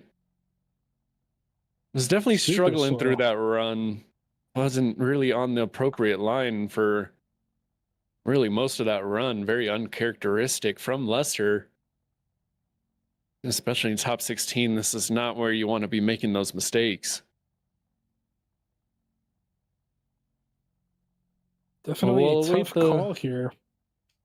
Now, waiting the judge's decision. Taking their time, deliberating. Got to make sure they make the right call here. Obviously, whenever there is contact like that, especially with the wall, got to look over it. Obviously, it could be, maybe Chill was just too aggressive in the chase, or maybe like what we're seeing, it looked like a very slow transition from Lester in the lead position, and maybe, maybe a slowdown in general going into that zone while trying to position the car. Not too sure. Judges have telemetry, though. Mm-hmm. I was just about to say they do have that resource. I would be shocked if they aren't utilizing that right now. Especially to definitely want to make the right call. You don't want to see one of the drivers go home that don't need to.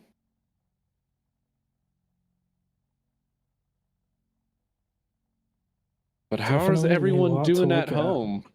You guys enjoying the show so far? What battles are you guys most excited for coming up? And who do you want to win? Byron. We got one vote for Byron. I would be shocked if we don't have more votes come in for Byron. I know that poll earlier today was looking like Byron had a 100% chance of winning per the people. I think I saw the lock-to-lock sponsor trying to recruit him onto their team. So we may see Byron lock-to-lock possibly. Maybe, possibly. Man, they've been getting everybody else over onto lock-to-lock lately. I wouldn't even be surprised if we did see Byron go to lock-to-lock. Building the roster. Man, what an absolute unit of a team that would be. Byron's unstoppable, man. He gets all the chances in the world. And slammed in the chat there, making sure Anthony knows that a win would be very nice to him.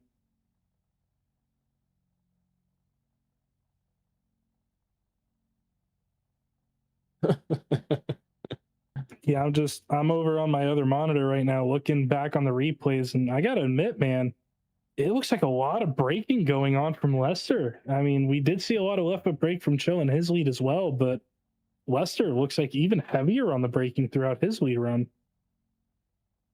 Definitely, that's what I was kind of picking up throughout the run. Maybe we can get the replays back on the stream so that the chat can see what we're talking about here. If we have that available. Yep, here we go. Here we go. So we'll take it back to the side-by-side. We'll just work our way through it here. Lester out in the lead. Obviously hit that wall right out of the gate here. So very, very rough start already. And then right here, majorly on the left foot brake as soon as Chill gets up into that pocket, causing him to have to surge back up and cut a little bit of line. Angling out pretty good here. Not the fastest we've seen him go through that zone, but still not the slowest either. And here you can see it's just a lot of left foot brake going on. Very weird angle through that inside clip. And yeah, right there, it looks like a major slowdown from him in the lead position. Yeah, you can just see throughout Lester's run, really just not on the appropriate line.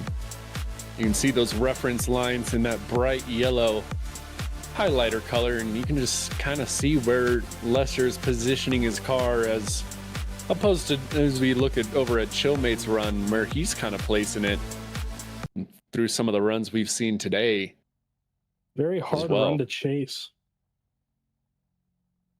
Definitely not making it easy. Well, we got one more vote through. We'll have to just await that final judge to slot in his decision, and then hopefully we'll see who will be moving on to the grade 8. Yeah, bias aside, obviously I am the owner of Chill's team. I definitely see it going one way, and we'll see what the judges say. 1 vote to Chill, 2 votes to Chill. Chill is going to be moving on, and it is unanimous, and I got to say, I couldn't agree more there. Lester, just a very shaky lead run compared to what we're used to seeing from him here at the arena. So it'll be Chill advancing onto your top 16. Indeed, we're able to see that pretty well looking back on the replays that we're able to pull through there. Shout out our production guy Kyle for all the hard work he does through stream, able to get us all the best views. We got to get his attention somehow. Look at this. We're going to go back to back with the Kinetik drivers. We're going to have Ireal taking on Dominic Moya. It'll be Dominic Moya to lead, Ireal to chase him down in the 8-6. Ireal definitely showing the world what that 8-6 can do. I'll be really intrigued to see how he'll take on this battle against Dominic Moya. Oh, here we go. You're losing your voice now, too. It's starting. It's getting there. We're getting there. Oh, here we go. Going to be Dominic Moya to lead out Ireal in the chase position with the 8-6 E92. Big old flick initiation in, and Ireal with a crazy surge in the chase. Oh, my God. Putting it right up to the door of Dominic Moya. It looks like he does fall off a little bit here. Has to correct himself. Now just trying to figure out how to get best back up into that pocket. But Dominic Moya not getting very close to the walls out in the lead position and falling off that inside clip a little bit. Ireal having to shout up a lot of angle to get back up into that pocket, maybe fighting with the throttle of that car. It is a very clutch-based machine, but managing to make it work here as he transitions through now. Dominic Moya out in the lead, putting that car about halfway through that zone, so it could have been a lot deeper, and Ireal does manage to get back up onto the door over the finish line. As you're saying there, Ireal really seeming to struggle there in the chase. Possibly the car a little too fast. I saw him surging, then having to drop back off, and he just wasn't able to get comfortable with that car. We'll have to see what he can do here. Very difficult car to drive. Super difficult machine. Immensely. Hence why we're only really seeing it just now. As Ireal firing it in, Dominic Moya having to close up some ground on initiation. It's Ireal going a little wide, but able to slot back into that appropriate line. Dominic Moya keeping with him though. It's Ireal once again going a little wide on that inner clip. Ireal's trying to settle that car into the zone. And power on through, but Dominic Moya absolutely unfazed. Throwing it down, getting comfortable in that pocket, and a little bit of contact across the line. Into a 360 for Ireal. How about that? We got a 360. Not enough room for the 720. He looked like he wanted it, but he did not have the room. As we watch back here, I will say the gap was definitely established very early on there with Ireal out in the lead, but Dominic Moya looking a lot more settled in the chase. Just again, that 8.6, such a hard car. If you're not in the right power band, you're not going to have a fun time keeping that car at angle, keeping it in the proximity. As we do see Ireal in the lead position there, matching Dominic Moya a bit with his lead run. And that transitioning through. See what they do on the outside zone here. I will say Dominic Moya a lot closer here. However, it looks like Ireal throughout majority of that zone, a lot deeper there. So honestly, I'm at a little bit of a toss-up. I think both of these guys have more in the tank. I want to see it one more time. I don't know about you, Vroom, and I don't know about everybody in the chat doing, but I want it one more time. I know these guys can do better than that. 100%. I would love to see these guys clean it up. And well, I'm also kind of feeling we kind of have our decision. I think this might just solely kind of come down to chase for chase, but we'll have to see. The judges have all the eyes in the skies. Yeah, the lead runs are very comparable here. There were a lot of spots where one driver did something the other didn't, and it also goes vice versa there. We've seen that before tonight, and we're seeing it again right here, right now. So I think you might be right. It might come down to that chase for chase situation, which also then they do have to look at how the chase might have been affected by the lead at all. Let's see what the judges say. One has their decision in, waiting on the other two yet. Perfect time for nicotine. Yeah. And that goes for all of you nicotine enjoyers at home. Take a hit. Take a hit, pack a pouch, lip status check, and here we go. One sliding to Dominic Moya, another vote for an OMT, and it is an OMT. It is a split decision. They're going to be going again for an OMT battle. As Augie saying he just smoked a pack. Hell yeah, brother. Heck yeah, Augie. Well, we'll see these guys go back at it again. As you're saying, a lot more in the tank for these guys, and I definitely agree. They can clean this up. They can definitely put on a show worthy of the stage we have set here. With both drivers already back up to the line, they're ready to go. They want a winner, man. How can you not be? Man, such the an exciting intensity. Day. It's the arena, man. It's the OGP arena making its magic happen, and now Dominic Moya looking to make even more magic happen. He's out in that lead position. Ireal again going for that surge, but looks like not able to make it up to the pocket as fast this time. Dominic Moya maybe a little bit quicker on the initiation, but now Ireal looking a lot more settled, but as I say that, looks like coming off a little bit. However, he does manage to get back in that pocket again. Just going to have to keep working that clutch and that throttle to get back up into that pocket and keep that angle going. Oh, and a wall hit from Dominic Moya causing him to straighten up a little bit there as he was starting to gain some proximity away from Ireal. Now Ireal has to get back into that pocket here. And a little bit of a gap again coming through this last outside zone. Not an ideal run from either of these guys. I still don't think that we're seeing them at their top potential. No, I definitely have to agree. Ireal, we saw that little mistake coming out of, I believe, the transition coming into 4, just trying to get back onto Dominic Moya's door and trying to sacrifice that line, but really don't think outside zone 4 opens itself up to be able to do that, and I think he ended up biting himself. But we'll see how he can recover here in his lead run as he immediately puts it into the wall and shuts it down. Unfortunate for Ireal, but Dominic Moya is going to continue on, tearing up the course for what should be a little celebratory run for him. Man, you hate to see that for Ireal. All right, now let's get a camera on Ireal. I want to see a nice 720 right through the middle of the track.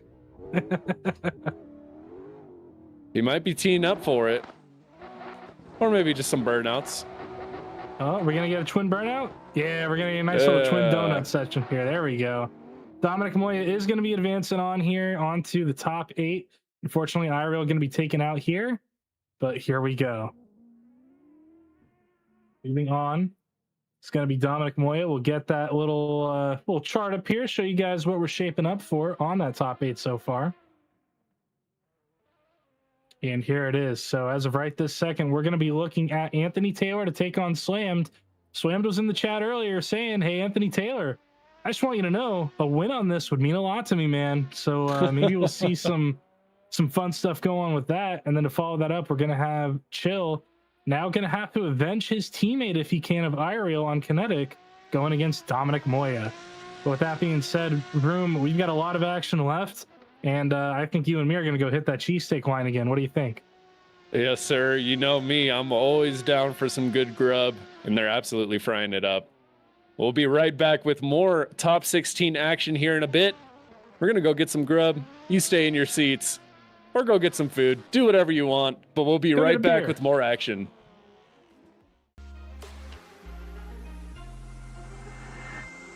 Take me in the smoke, breathe me in and let me go.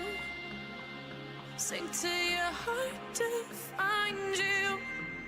Open up your eyes till you're blinded by the lies, so you can see what you do. Restless every time we start looking as a lost control. Is paradise with honesty, but I'm in the dead of the night. Teardrops on the floor, the pain is over, feel the darkness take control.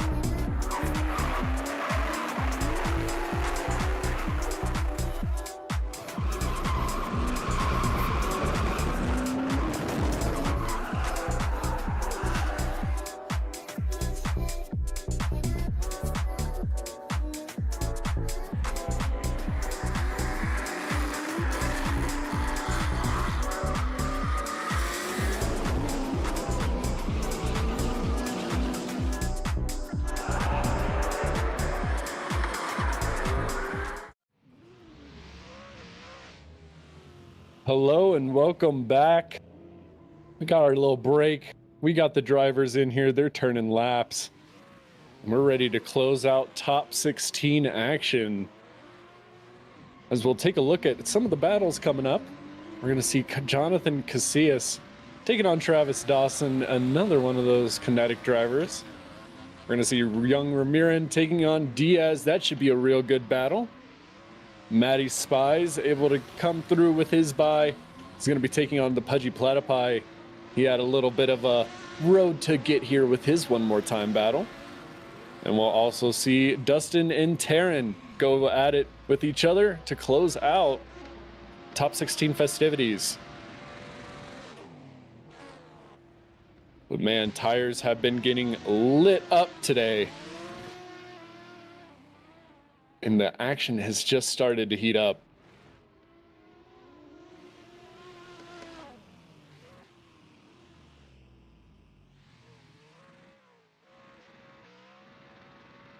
We're getting the call. We're moving things along here. We're going to see the drivers take to the line here as Jonathan Casillas finishing up his one turn, figuring out his initiations. Because he's going to be the first battle to the line here.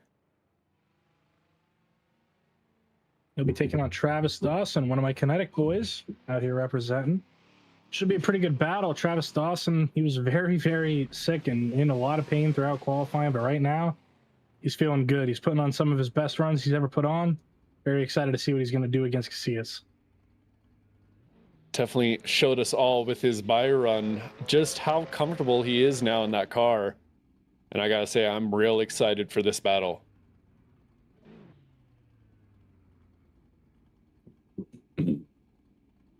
All right. Drivers are to the line. Looks like Travis Dawson looking to make a little bit of a start back there. Try to get a little bit of a run up on that C6 Corvette. See what he's able to make happen here. It's Jonathan Casillas waiting in that lead position. All that they're waiting on is those lights to go, and they're going to be underway for the first half of this battle here. Jonathan Casillas looking pretty good. Put down a pretty good qualifying run, and he's ready to take on Travis Dawson. As here we go. Firing out of the gate. Travis Dawson maybe giving himself a little too much room here. But, oh, a little bit of wall contact from Casillas out in the lead position as they wrap it around throughout the end of that outside zone. Now Travis Dawson trying to make that transition work. Almost mistimed it, but managed to hold on. Casillas wrapping it into that inside clip. Very good placement for him. Travis Dawson falling back a little bit, but he's going to surge right back up as they go into outside zone number 3. It's Casillas running the wall with that bumper. Picks up that inside clip. Oh, and a majorly poor timing on the transition there from Travis Dawson in the chase. Nearly hung himself out to dry behind Casillas. Both of these drivers are going to go across that line.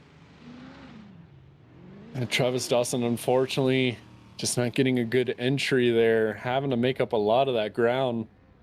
Letting that 350 absolutely scream. Just throwing it down on the loud pedal, hoping that thing will stick in there. Able to pull back a little bit of ground.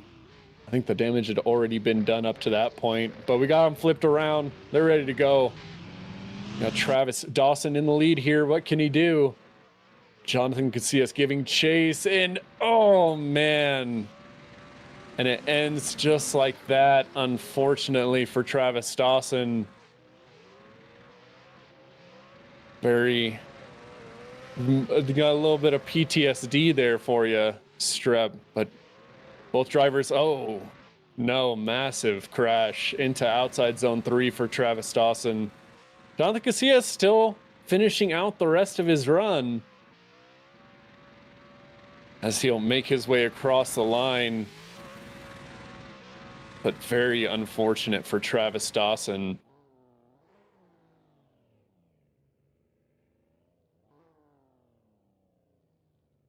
As we should see a pretty speedy decision here, as we'll see, yep, 1, 2, 3, unanimous for Jonathan Casillas. Going to be moving on through, but man, heartbreak for Travis Dawson. Not the way you want to go out. No, definitely not. Sorry, I was finishing up the last bite of that little cheesesteak action we had going on there.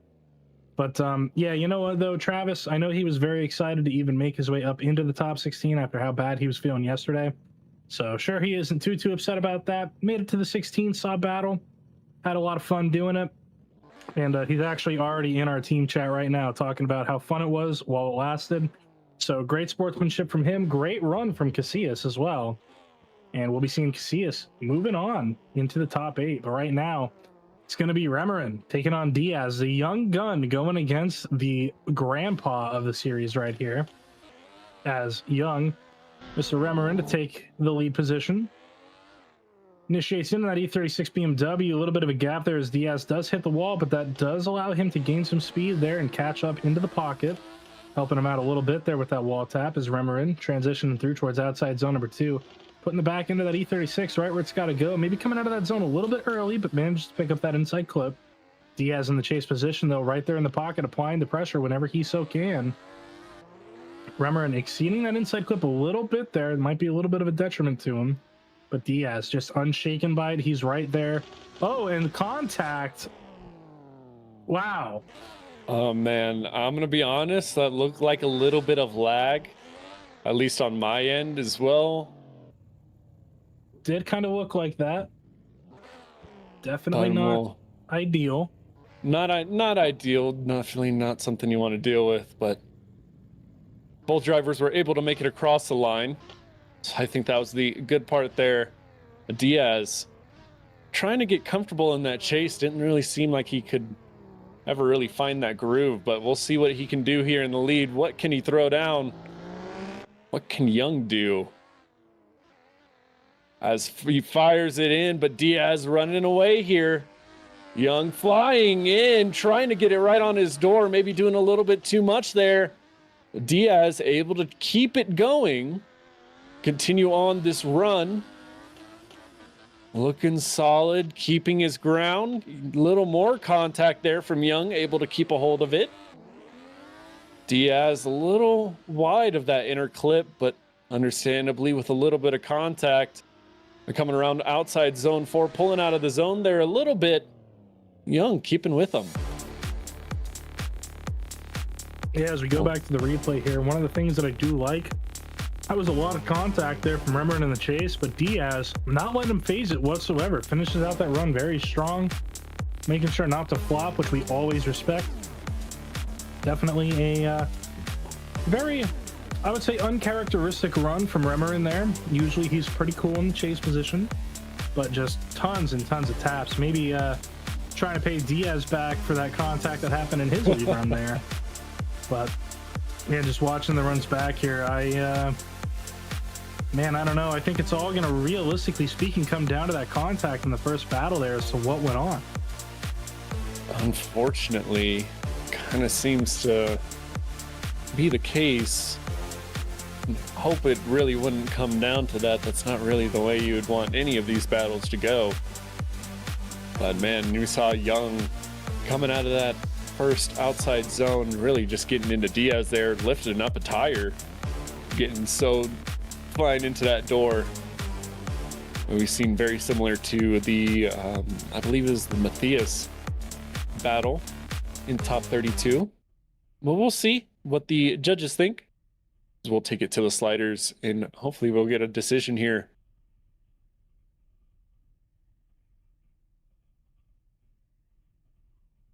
But Young Ramiro going to be moving on to the grade 8. That was a quick one. Didn't even get to see the graphic come up on that one. But Young going to be advancing on through, taking the win over Diaz. You'd have to think it probably came down to that unfortunate contact through outside zone 4. Yeah, it looks like it was a very, very heavy contact there, and can only imagine they saw it with that contact that Diaz hit him and caused him to start over-rotating as a result there as they go across the finish line. But you know what? Not a bad showing either way here. Diaz came out. He was swinging the entire way through. Very good battle from him. Remeron just doing enough to move on in the judges' eyes. Indeed, and judges possibly had a different camera angle, maybe seeing something we didn't see. Definitely using their resources for that battle. Oh, and we're going into another good one already. Matty Spies taking on the Pudgy Platypi here. Should be exciting. Spies out in the lead. Platypi in the chase position here. See what these guys are able to do in their BMW chassis. Spies initiates in, very nice on the wall. Not a whole lot of angle, but just enough to make it still a speedy run here. Pudgy Platypi putting it right up there into the pocket. Falls back a little bit and has to surge up and manages to do just that to get right back on his door. Matty Spies out in the lead position, picking up that inside clip. Very nicely done by him there. As he transitions into outside zone number 3, and again, just dragging that BMW bumper right on that wall. Perfect on that inside clip as well. Now the Pudgy Platypi just trying to do everything he can to make sure he stays in that pocket through this last outside zone and putting tire right up to the door. Even a little bit of a love tap across the line. Very nicely done by both of these guys. Indeed, Pudgy Platypi able to get comfortable in that chase and really put his skills on display during that run. Able to keep whip with Matty around outside zone 4, getting a little into his door there. With a little of I would say a little bit of an overconfident surge, but all's well that ends well. We got him flipped around. We'll see what the Pudgy Platypi can do here in the lead. Matty in the chase in that E36 as looks like we have a little bit of a jump. Yeah. So we'll get them restarted here. Back Right into on. their respective positions. And here we go. We got them off. White light flashes. Here we go. Firing in. Matty already into the wall on initiation. Able to clean it up as he gets onto the door of the Pudgy Platypi. A little bit of contact there through transition. And a little more contact with the wall. That's going to send the Pudgy Platypi wide. Matty having to check up. Another little mistake there. Matty able to close up the proximity with that opportunity, but still a little messy around here in outside zone 4, but able to clean it up across the line. Very interesting second half of the battle here, I guess would be the best way to put that one. Obviously, we did see that issue from Matty right out of the gate with the wall. Not ideal, but he does manage to get back into that proximity there. Of course, coming around into this next outside zone, both of these guys getting real close to the wall, and a little bit of a tap from Pudgy there. Now transitioning through again, you're going to see Pudgy hits the wall a little bit and does straighten the front wheels a little, nearly a opposite angle, trying to correct that car, but managed to keep it going. Then Matty just having to cut a bunch of line to get back into the proximity. Not the best lead run to chase down. It's all going to come down to, I think, all the wall contacts there in that second half of the battle is going to be your deciding factor here, realistically. Yeah, just going to have to kind of discern what mistakes were kind of caused by the lead of the Platypi. What was kind of independent from Matty. Judges definitely have their work cut out for them with this one. Jimmy Calavano is in the chat. Some people love him, some people hate him. Either way, you know him. Creator of the OGP cars, did all the modeling work on those, so kudos to him. Big thank you for all the work that you put into the series. As he fires off one of his common lines of silence, wench. Love to see you hanging out in the chat down there, sir. Got some Matty fans, got some Pudgy Platypi fans going on in the chat as well here. What do you guys think is going to come out on top? You think it's going to be Platypi? Think it's going to be Spies? You think it's going to be OMT? Maybe it's Byron. Maybe Byron's going to come out of the high seats of the stands and just take the overall win here on top of them all. Well, I'll have to see. I think he already had all of his stuff packed in his trailer.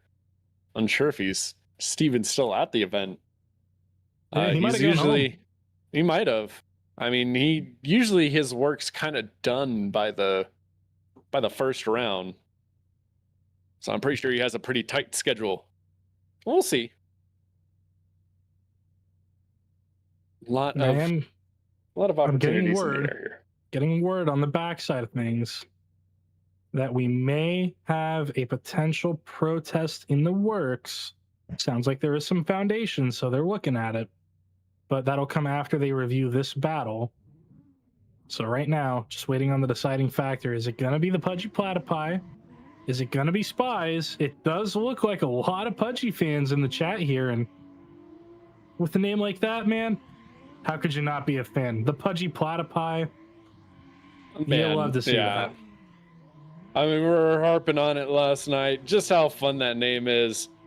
And even going into some of the specifics of how many platypi there are, if they are all pudgy. Certainly had ourselves a little conversation with it, but we love it. We love to see all the names, faces. Definitely love our drivers in the community we have here at OGP. Always make it 20 times more fun to be here.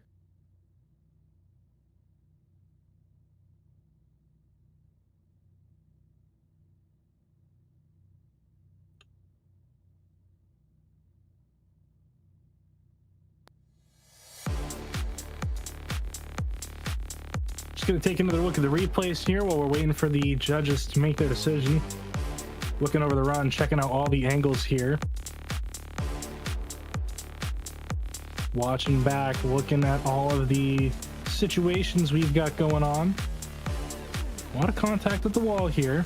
Very interesting set of circumstances. We'll just have to look over everything, make sure that they make the right call.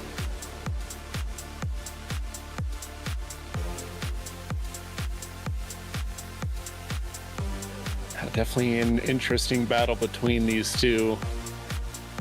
Definitely a lot of factors to look at. Augie, hop in the booth. We'd love to have you up here. I don't know if we want to. I don't know if he's the one who wants to come in here. That's Jimmy Calavano who wants to come in. No, that might be asking for trouble. That might be asking for trouble. That's true. Maybe we'll get him in here during the. We'll get him in here for the pop-ups. You know what I mean? We'll get him.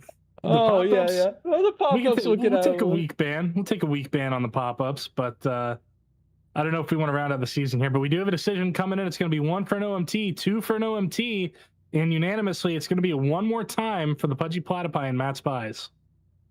I definitely think that's probably the right way to go about it. I'd love to see these guys clean it up, especially after the first run they had. Definitely were showing shades of greatness. They all kind of fell apart. But we'll take another swing at it.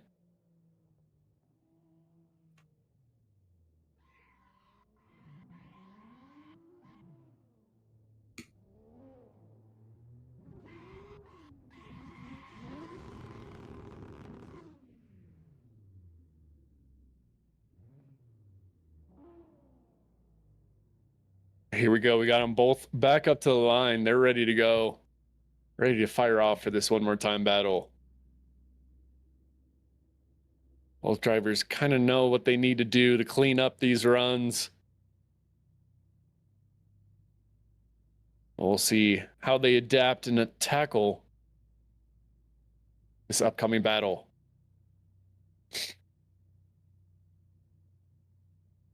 Yeah, very curious to see if these guys are going to clean it up here, give us a better battle. Obviously, we don't want all that contact in the walls. We don't want to see any of that stuff happening here.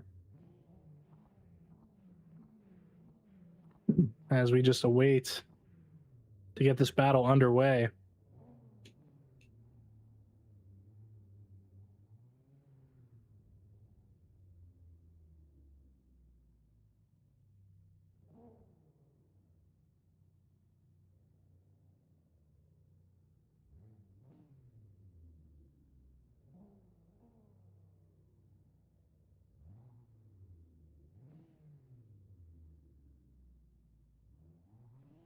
Here we go.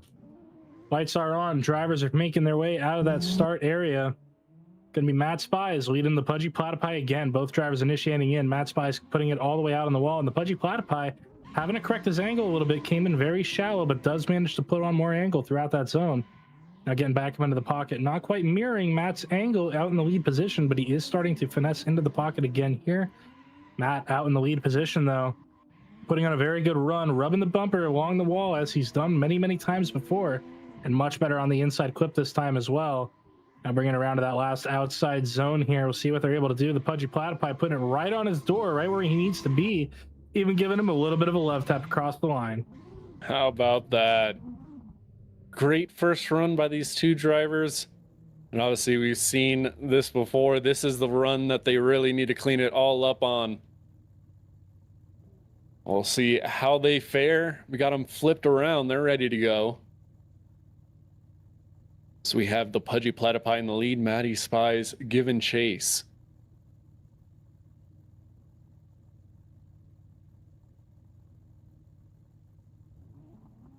What can they do here? White light flashes. Away we go.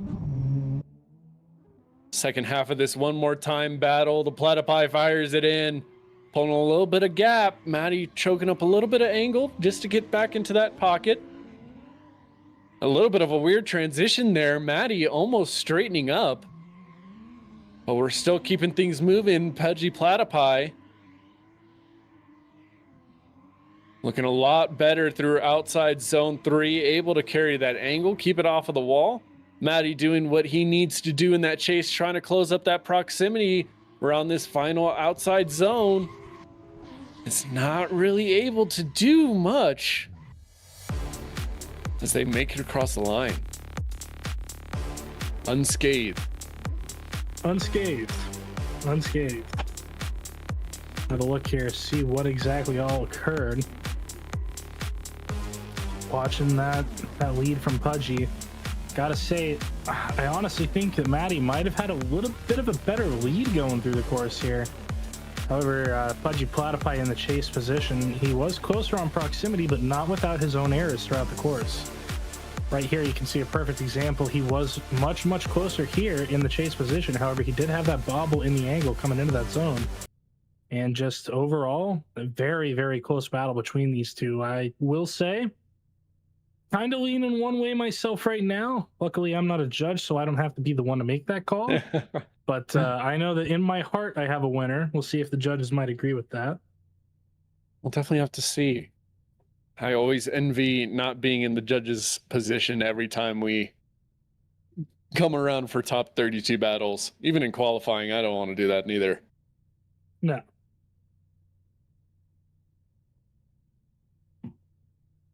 One judge has their decision in here. Possibly we'll see the others come in here. Jimmy Calavano in the chat, they're thinking they should do it again.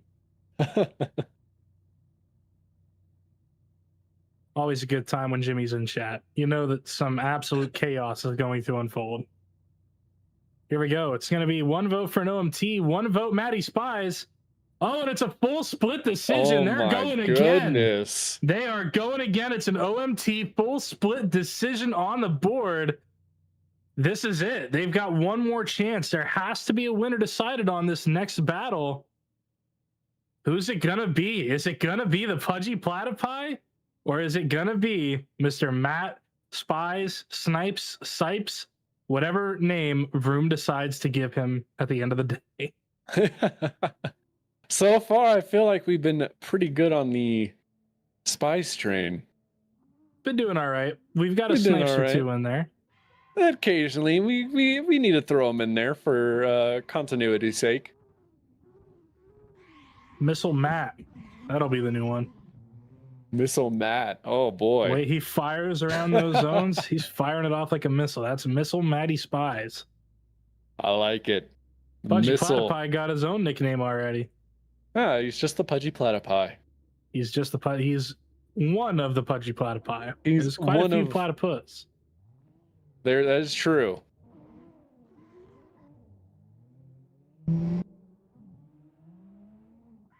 Let's see what we do here. Matt out in the lead position, fires in again, right on the wall there.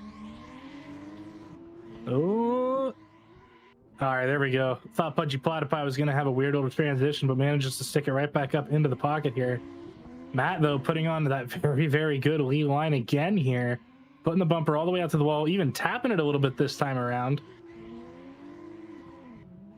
Here we go. Nice on the inside clip. Pudgy Platypi over here, just trying to finesse his way back into that pocket is Matt. Nicely done through that last outside zone across the line. Both drivers trying to do everything they can to improve these runs. And they're definitely showing it. Maddie Trying to clean up a few things, getting a little deeper into those zones. You noted that little wall tap in outside zone 3. Really just trying to do as much as he can, but Pudgy Platypi holding true to his chase. We'll see what they can do. Flipped around. There's gotta be a winner here. Who will it be? The Pudgy Platypi in the lead? Maddie in the chase. We will see. Coming around outside zone 1. Pretty even. Maddie had to close up a little bit of ground there as they fire into outside zone 2. Pudgy Platypi, a little bit of left foot brake to back him up, but a little bit of contact from Maddie. Bringing it around outside zone 3. Maddie closing up that proximity. He's going to shallow up. He's going to straighten out. Pudgy Platypi continuing on through, keeping angle outside zone 4 across the line. But what happened to Maddie? Let's take a look. Gotta admit, I did see those brake lights lighting up on Pudgy Platypi's car. That is not a decel zone, so if there's any kind of decel going on there, then that would be faulted on Pudgy. However, maybe Maddie just sending it in a little bit too hard and over-rotating, because he did just over-angled there to avoid contact. We'll see it right here. Yeah, it does look like Pudgy was a little bit slow there. Maybe a slowdown from Pudgy. Oh, judges are going to have a tough one in their hands here. They'll have to review that one very closely. Either way, not what you want to see on your third battle against the same driver. Absolutely not. The judges not catching a single break. We got an absolutely, guys. It happened. We got there. It took into top 16, but we got there. But you're realistically saying that doesn't really feel like it's been that long, but man, it has, with all the OMTs we've seen so far, we're still chugging along. Shout out to the guys in chat who understood the reference with the little nickname for Mr. Matty Spies there. Pretty funny that you guys were on that reference like a fly on the wall. As it looks like I did see some of the guys go in there to talk some smack, including Mr. Jimmy Calavano was in there just now. Looks like talking some smack to Matty Spies. So, oh, and he does have his name is Matty Snipes now in the Discord server. I just thought. I don't know if that's been that way, but staff team just having a little bit of fun with that one, I guess, as the judges are doing a lot of deliberation here, making sure that they make the right call. Obviously, that is a very tough decision. It did look like Pudgy was very slow there, and his brake lights were illuminated by the looks of things. So maybe just a little bit of decel going on there, which would immediately be faulted on him. But Matty, I mean, you know, it could have just been a case where he was going way too hard and left it all out there to dry. There is a chance, but definitely not. Nope, I think we might have lost Froome for a second there. Oh, am I? Oh, you are like full-on RoboCop right now, sir.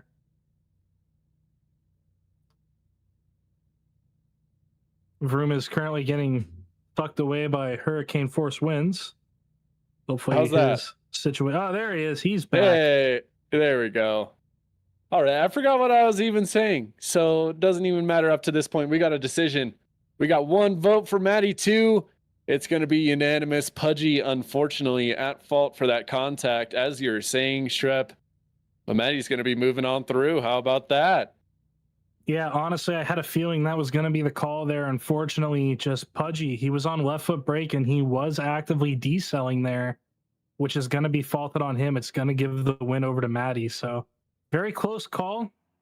Not a decel zone. Can't be slowing down there. Definitely a little bit of a lucky win there for Matt, I got to admit. Because if Pudgy wasn't doing that crazy left foot brake there, you know, that was a very, very close call for him. So he's going to advance on. We're going to get ready for our next battle here. Coming up to the line, it is going to be Dustin to take on Taryn. A final battle to close out top 16. We've been here for a while. We're ready to wrap it up. Who's going to be the final 8 drivers moving on through? It should be a real interesting one. Be very curious to see who's going to be taking on Matt in that top 8 slot. Been a long top 16 so far. A lot of close calls. We'll see if we can get a nice clean battle here. Dustin to lead out Terran. R33 on E36 action. Dustin flicking it in right out to the wall, but looks like coming off of it a little bit throughout the middle of the zone. Terran trying to find his way up into that pocket and having to hold back on that transition a little bit there. As Dustin just firing away, making sure that he fills all of that zone. Not getting very close to that inside clip, though. Definitely a big mistake to make here. But Terran falling back a little bit here. Does get that inside clip. Now Terran going to have to get back into the pocket and shoots right up onto him. Little bit of contact there. Going to have to choke himself up to not totally kill the run as he make it across that finish line. Man, it is crazy how Terran was able to stay off of the door of Dustin there through outside zone 4. I was sure he was going to at least get a little door tap in there. But a lot of talent on display, able to keep that car clean. And we did see a little possible over rotation in Dustin's lead. I was noticing choking up Terran just a little bit, messing up his transition. And we'll have to take a look at that when we get to replays. I'd love to.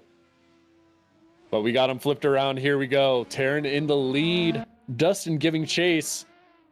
What can they do here as they fire into outside zone 1? Terran with a full head of steam, trying to pull away from Dustin. Dustin eventually able to close down the gap. But Terran absolutely letting that R33 sing. Doing a good job here so far. Good angle, and he's put into the wall by Dustin. Still able to drive out of it. But man, that's going to be a massive deficit for Dustin. Terran able to continue the rest of his run around outside zone 4. Dustin keeping with him, but that contact, we'll take a look back. Oh, man. Man, that's not the way you want it to go. There goes the hope for the clean battle. Yeah, it looks like just in that chase position there, just surging heavy, not very good on the angle, which causes him to kind of straight line it right up into Terran. Watch it back here, see. Yeah, it looks like Terran just gets into the angle, and maybe Dustin expecting him to be a little bit faster there, but honestly, that looked like the same lead run we've seen from Terran throughout the entire weekend. So I'm not too sure there. Maybe have to look there, see if Terran might have decelled, but it looked like he was on throttle throughout that and picking up momentum. 2 of the judges already do have a decision in, just waiting on that 3rd judge to slide up in there. Just like they're sliding up into the DMs. We'll see what they got to say on this one here. Come on, boys. Let's see what you guys are looking at. Possibly, maybe. A little bit of contact, a little bit of wall. A lot of wall, actually, today. A lot of wall. But Too that's much to be wall. expected. I mean, granted, there's 4 walls. The drivers are bound to find at least one of them. You wish they wouldn't. Unfortunately, that's not the way that we want them to find it. Yeah, definitely not. But still awaiting that final judge. Probably just looking over it, making sure if there was any kind of decel or not there. It's a very tough one to say from the angle that we have on it.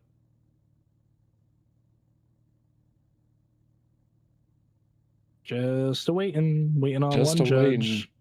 I will say, You know if what? I am in Matt's position, though, I'd be expecting an apology from everyone who came in and yelled at me. Yeah. And I hope they're doing that just right now. As I see in Discord, he changed his name to Missile Matt. So Yeah, we got Grom on that stick. one. Jimmy Calavana was going in. Here we go, though. 1 vote to Terran, 2 votes Terran, and it is unanimous. Terran will be advancing. So Dustin at fault for that contact there, and Terran will be advancing on to your top 8. We'll take a look here quick, see how that's all shaping up, see who's going to be going against who. And there it is, guys. Going to be Anthony Taylor to take on his teammate Slammed. Going to be Chill taking on Dominic Moya. Jonathan Casillas taking on Remmer and the Young Gun. Matt Spies, now Missile Matt taking on Terran to round out your top 8. We're going to take a short little commercial break and come back with that top 8 action, starting things off with that lock-to-lock on lock-to-lock battle. We'll be right back after this.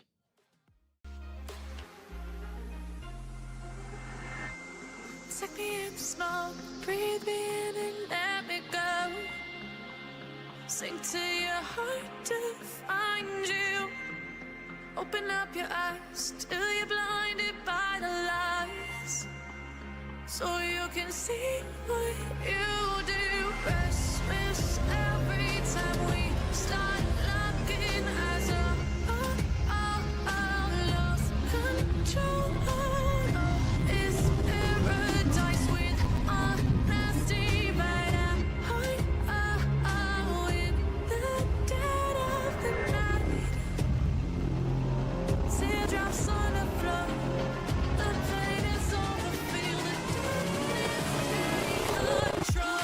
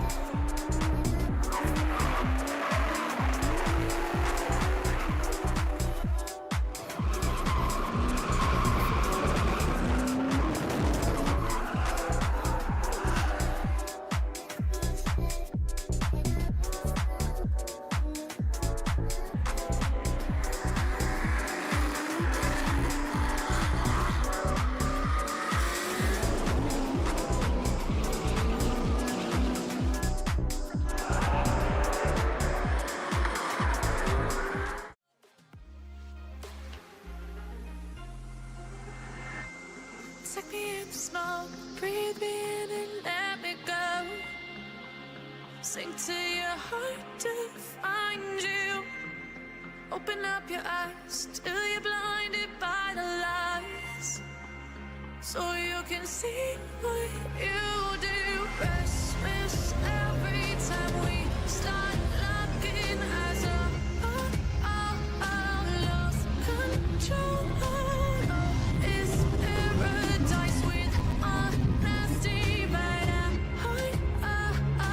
in the dead of the night. Teardrops on the floor. The pain is over. Feel the darkness take control.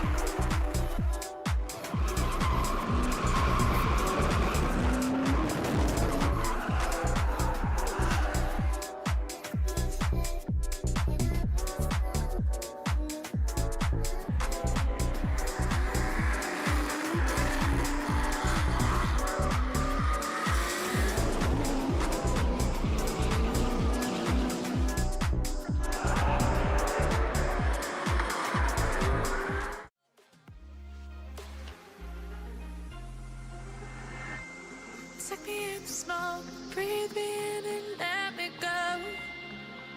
Sink to your heart to find you.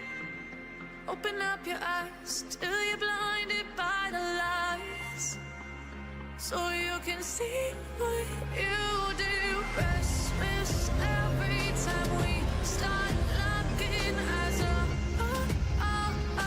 lost control. It's paradise with honesty, but I'm in the dead of the night.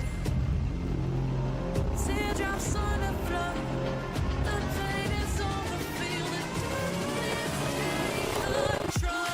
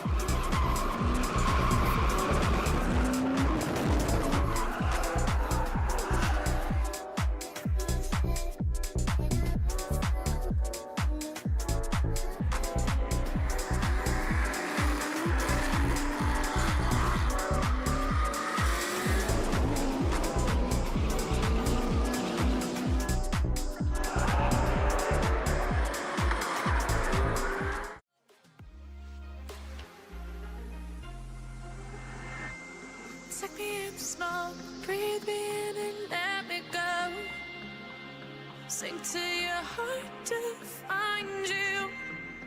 Open up your eyes till you're blinded by the lies, so you can see what you do. Restless every time we start looking as a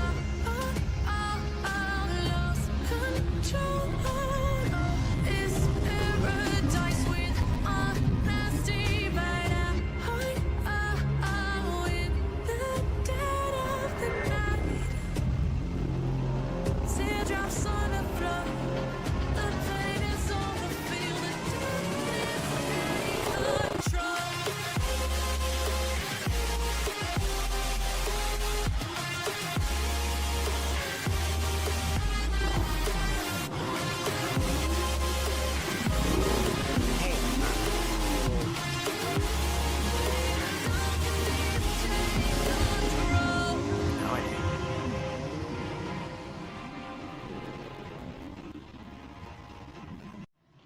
Live stream first.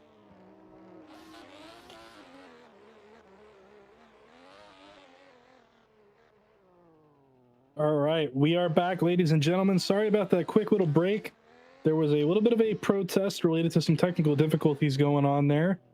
Unfortunately, we were able to go through that. It did not come out to anything having a change, which is nice.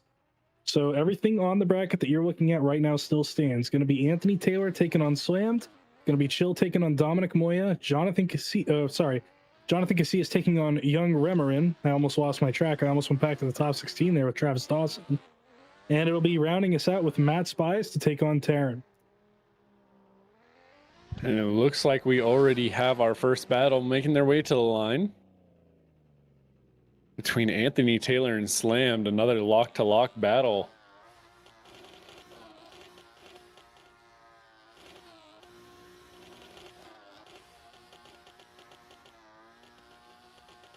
All right. Drivers are at the line. They're ready to go. Anthony Taylor looking to take down Slammed. Slammed looking to take down Anthony Taylor. We'll see who it's going to be. Who's going to come out on top? It's Anthony Taylor to lead out Slammed. Slammed with a huge initiation in the chase position, putting it right up on Anthony Taylor's door out of the gate. A little bit of contact there, but nothing that's going to upset his teammate. Now wrapping it around over here to the next outside zone. Slammed right up in there on the door. You love to see it. Anthony Taylor out in the lead, putting on a very good lead line, making sure Slammed has every opportunity to put on the best chase run possible. Wrapping around that inside clip, very nicely done by both of these guys. Now into the last zone, Slammed again, putting the wheel right onto the door of Anthony Taylor. He knows he can trust him, and shoving him across the line is Slammed in the chase. What a first half of this teammate battle. And you said it, Slammed getting comfortable enough to just put his teammate in the wall across the line. Just getting that deep into the pocket, pushing him around this track. He's feeling himself, and he's going to show it. What can he do on this lead run? Anthony Taylor, we know what he can do in the chase. But how will it fall? Slammed initiating in. Anthony Taylor giving him a little bit of space here. Slam starting to pull. Anthony Taylor trying to get settled in here. Slam needing to put on a little bit more angle through outside zone 2. Anthony Taylor is getting a little shaken up here in the chase. Slammed entering in a little shallow to outside zone 3. Anthony Taylor doing everything he can, putting it right onto the door and outside zone 4. And there's a little bit of contact. But all things considered, across the line.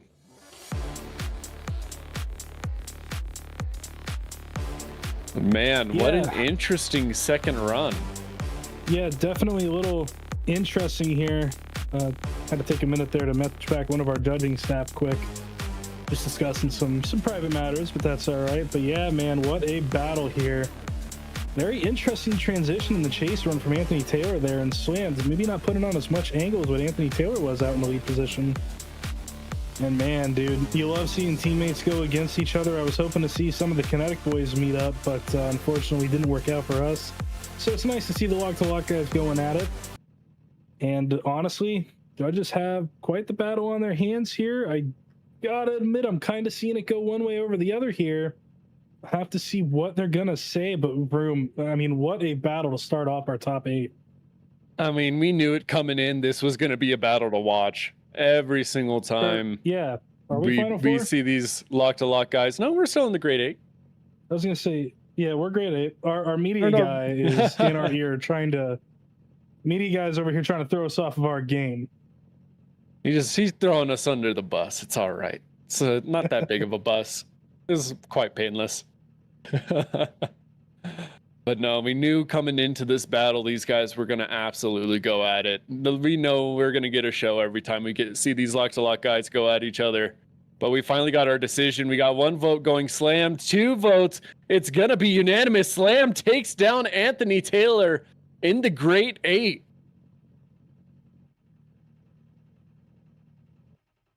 You know Man, what? how about that?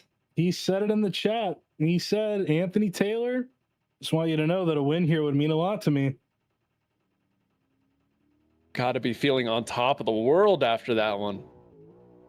What a battle, man. What an insane turn of events. I think it really just came down to Anthony Taylor not able to get comfortable in that chase.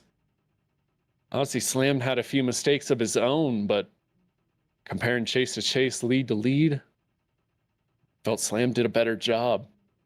And he'll see his way into the Final Four. Right now, though, another battle that I'm very excited for. My own teammate, Kinetik Chillmate, getting ready to take on Dominic Moya. Another BMW on BMW battle going down here. Chill's been feeling good. He put on a very good qualifying score, qualified higher than Dominic Moya, hence him being out there in the lead position right now. And here we go. The lights are on. These drivers are underway. We'll see what they've got in store for each other. Chill with a nice flick initiation in. Dominic Moya thrown it in a little more aggressive than even Chill was there. Maybe had to hold himself back as a result. But Chill putting on a very nice, very smooth lead line here, giving Dominic Moya all the chances in the world to get up in the pocket. And Dominic Moya is going to reflect by doing just that. As Chill picks up that inside clip there. Now transition out to outside zone number 3. Dominic Moya shallowing up a little bit on angle, but manages to get right back into the pocket, keeps that car back at the right angle. Now transition for the last time here. Dominic Moya surges back up onto Chill's door. However, he does fall slightly off, and now he's on a very inside line compared to Chillmate. Chillmate looking real comfortable in that lead. Dominic Moya, a few things you need to possibly clean up in that chase run. We'll see how things fall once we get them flipped around. We'll see Dominic Moya in the chase, or in the lead. And Chillmate in the chase. He's already there. He's already at the lead line. He's ready to go, man. He's stoked. How could you not be? I mean, grade 8 OGP doesn't get better than this. Somebody's car is stalling out in the parking lot right now. Somebody go get that lifter tick checked. Oh, here we go. Dominic Moya fires in. Chillmate pushing him around outside zone 1. How about that? Little shallow on the angle. Would have liked to see him match a little bit better. But now it's finding his way into the pocket into outside zone 2. Dominic Moya, a little bit of a choppy transition there. A little bit of lag, but we're still continuing on through smoothly. And Chillmate doing what he needs to do in that chase position, putting that car in the pocket. Here we go, pushing him around outside zone 1. Dominic Moya needs to get back into that zone just a little bit. And we'll take it to the replays. Gotta be honest with you here, Vroom, as I'm watching this. It looks like Dominic Moya had really good angle out of the start, but he slowed down a lot, which I don't think Chill was expecting in that chase position. However, obviously in the chase, you are responsible to make sure that you do not cause that contact if somebody does slow down like that. So judges will have to review that. However, throughout the rest of the run here after that laggy transition, I will say from Dominic Moya, going into the last zone, not as much angle as we've seen him holding throughout the event so far. Right about here, you see him start to shallow up a little bit, and Chill matching that angle, causing him to kind of straight line a little bit. But also Chill in the chase position, a lot of spots where he was very unsettled by the looks of things. Definitely having a hard time trying to get comfortable. You're noting a little bit of a shaky start for Dominic Moya.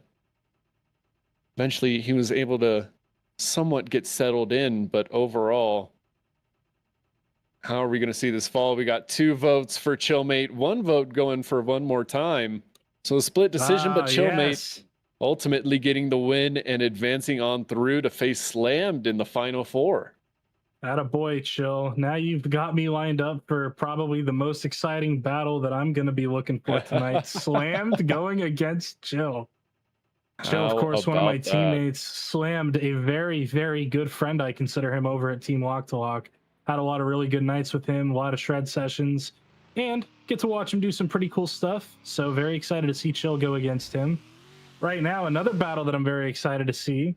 Got that very, very beautiful C6 Corvette, which as soon as you see that Corvette, I think everybody knows who's coming up to the line. Mr. Jonathan Casillas taking on the young gun, who actually earlier this year got to experience his first ever drift car of another Corvette. I believe it was a C5 that he got the chance to drive up at Lake Erie Speedway, where I commentate.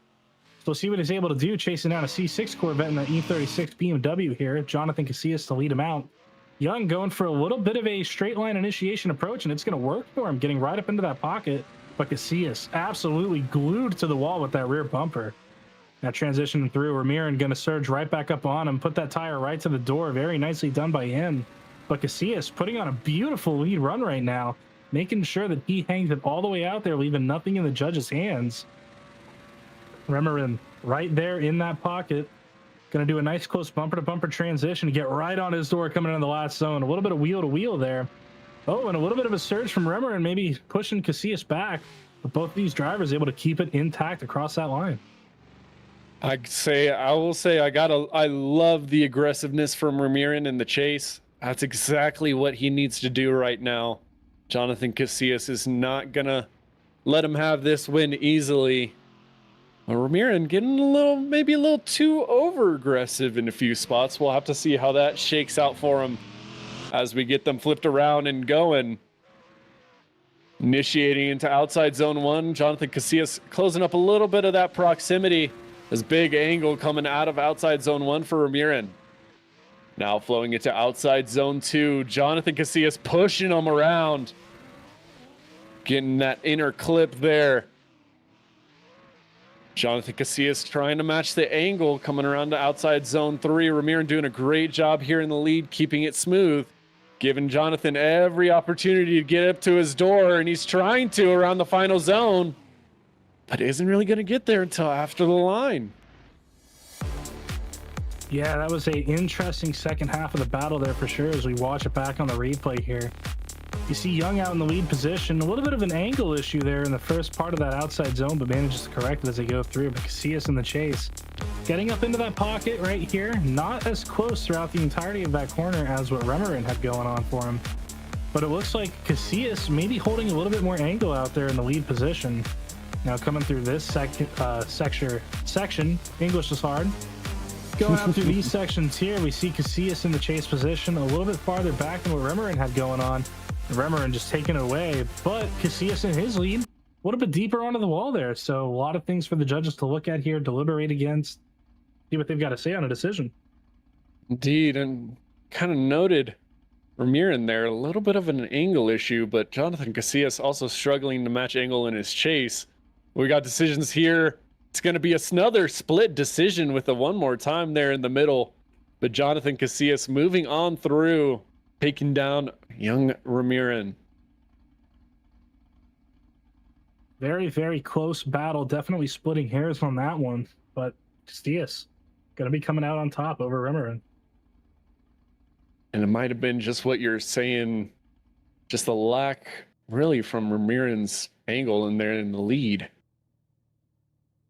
But we got our next battle coming up to the line. We got one driver sitting in the chase lane. That's going to be Taryn.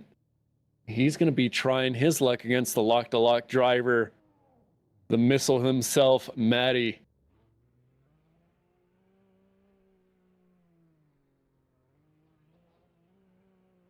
Yeah, Matty Spies, Missile Matt as we've now dubbed him, getting ready to take that lead position against Taryn in the R33.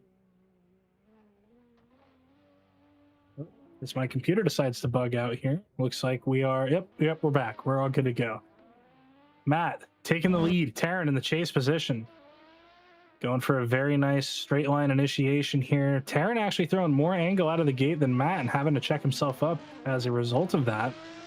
Make sure that he gets caught up in there. Matt now out of that next outside zone, putting that bumper out to the wall. Comes out a little bit early, but that allows Terran to get right back up into the pocket as they now transition through towards outside zone number 3.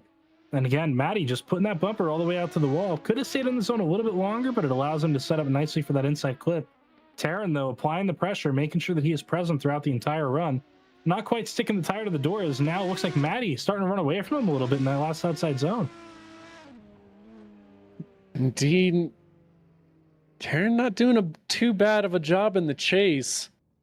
Definitely getting proximity where he can, but it's just moments there Matty starts to run away and Terran's just trying to get everything he can back, but a very smooth and a very composed chase from Terran.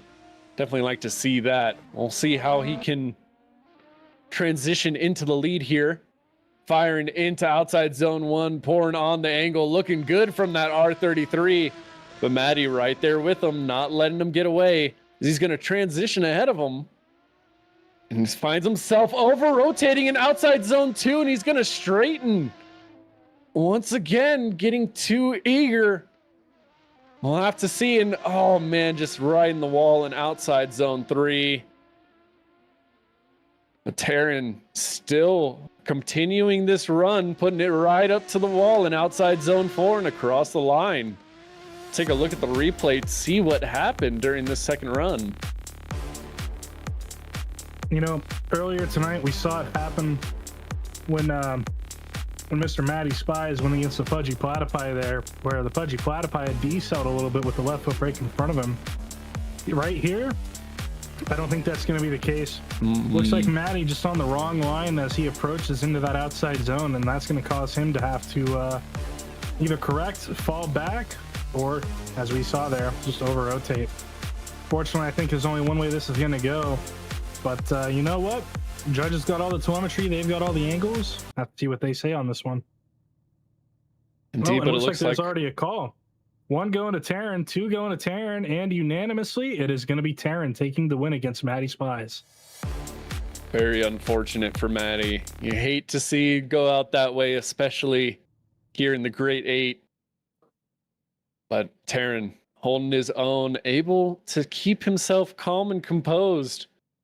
Definitely a driver to look out for as we start to close in on the dying moments of this. It's time for the final 4. So yeah, top 32. Man, we're long gone from the 32. Full 32 bracket is what I was kind of looking more for. We're gonna cut to a quick commercial break. We'll be right back with you guys after the action as we get our top 4 drivers loaded in and ready to party.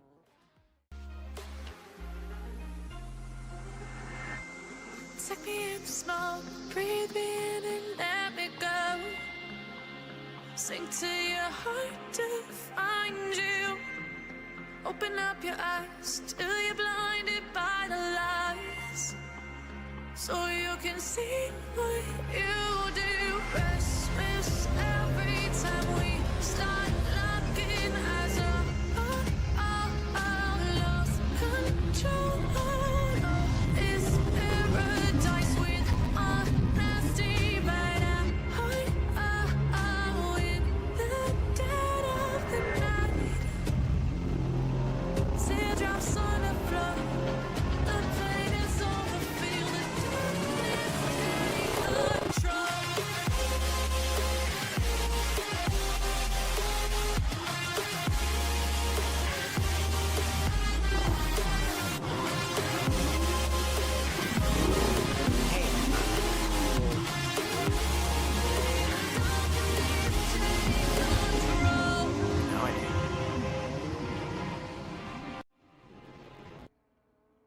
All right, ladies and gentlemen, we are back. Had to take a short little commercial break there just to clear up a couple of issues. I know that I needed some water, and Vroom, I think he's still over there finishing up that cheesesteak from earlier. Man, you're making that thing last for a long time right now.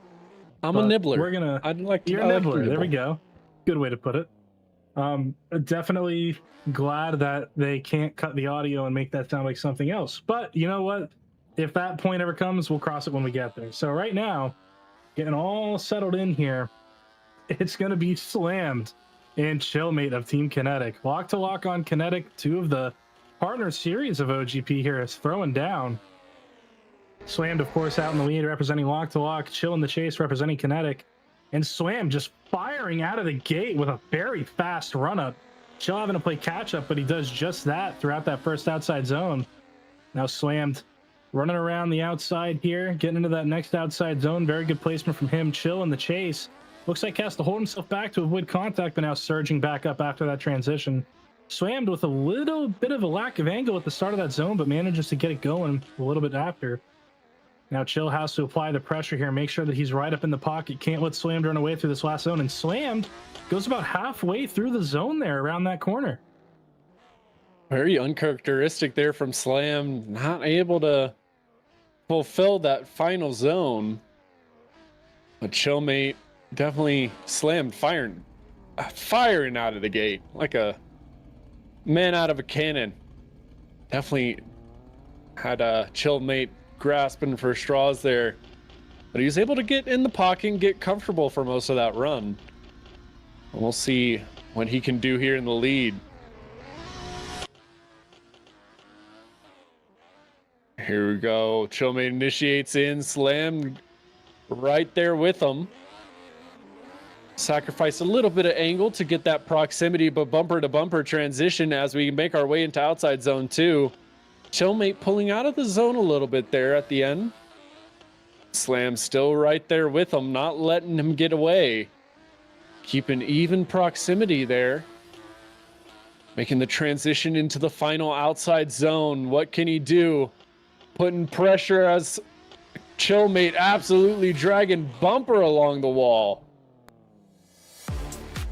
Very, very good lead run from Chill there. I will say at one point you mentioned in outside zone number 2, I believe it was, about him coming out of the zone. There was a slight, very, very slight contact with Slam there that might have upset him a little bit on his line. Waiting to see it back on the replay here. Right about there, yeah, it looks like he pushes Chill a little bit, and with that trajectory, I can see that happening. A little bit of a tiny little tire tap. Nothing too bad there. However, coming into this last zone here, one of the things that Chill probably saw in his chase, Slammed in his lead.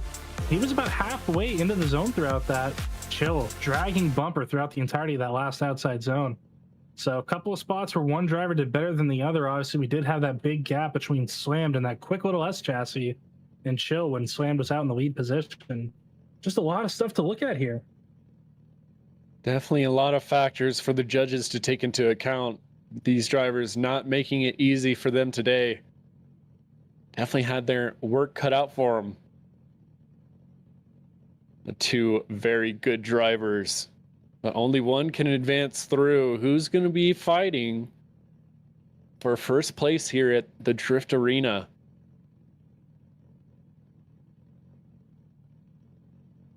And we'd like to hear from you guys in the chat. Drop your predictions. Anything with Chillmate, Slammed, possible OMT? We'd love to hear from you. OMT.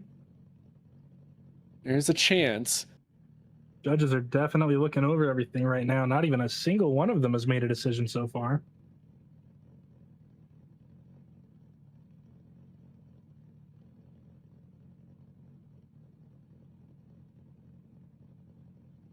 Just waiting on some decisions to slot on in here.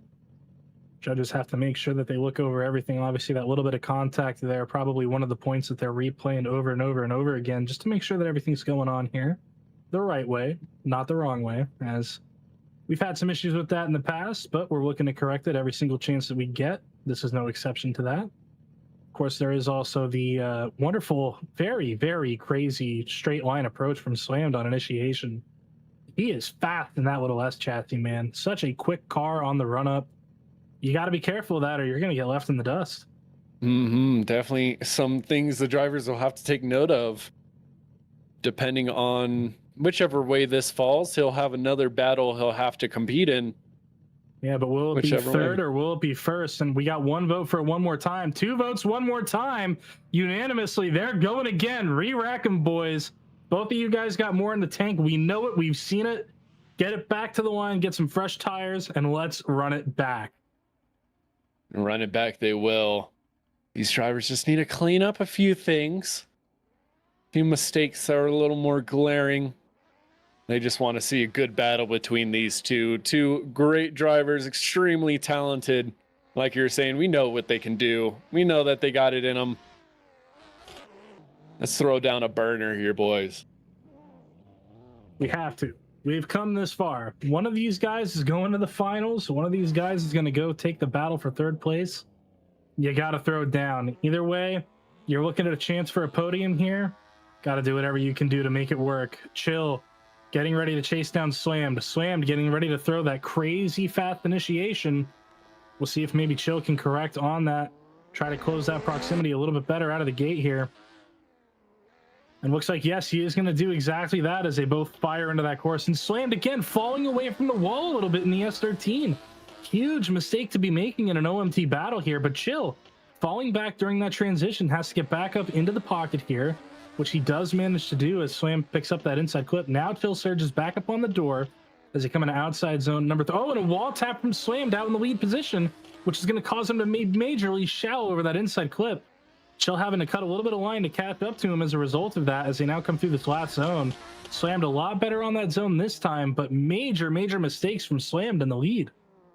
Man, Slammed's line is all over the place right now. Going wide in certain sections, really choking up the transitions for Chillmate, just unable to find his footing to put down a great chase. We'll see how things shape up as we get them flipped around. But Slammed definitely needs to throw it all out for this chase run. But what can Chillmate give him? All comes down to this. Will we have a decider? So we get initiated in. Slammed once again, choking up a little bit of angle just to close up that proximity as he just gets right onto the door of Chillmate. Push him around the course. Here in the outside zone 2, getting that front tire right up in there, getting comfortable, cozy in the pocket. Chillmate doing everything he needs to do here in the lead for Slammed, giving him every opportunity to get right into that pocket, right as he's doing right there. Bumper to bumper on transition. He's right there with him, pushing him around outside zone 4. Can you believe it? Across the line.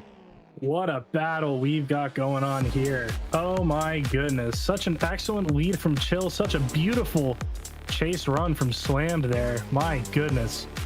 One thing I will say, in order to have a great chase, you need to have a great lead. And when we look at that first run from this battle, Slammed was kind of all over the place, and I think that might be a major detriment to him here. Not really giving Chill all the opportunity in the world to keep a clean chase run going. So the judges may weigh that pretty heavily. Obviously, he did have the wall contact. That'll eventually then cause him to be a little bit more straight going over the inside clip. However, Chill, in his lead, we talked about it in the driver briefing yesterday. We talked about it today. Those interior reference lines, the big yellow lines on the inside of the track, you should not have a tire on or over that. So maybe a little bit of a mistake from him there with that setup going. Man, what a tough battle here. Seems like we're just having them back to back to back. These battles just getting increasingly harder to discern a winner out of these two. Just equal great driving to equal mistakes. But yeah, as you're noting, as you see Chillmate kind of coming around to outside zone 4, getting a tire on that yellow line, something we have stressed not to do. But we'll take a look at the decision. Oh, here we go. We got 1 vote going to Slammed, 2 votes going to Slammed, and a 3rd vote to Slammed. It's unanimous. Slammed going to be moving on to the finals. Chill going into the 3rd place battle.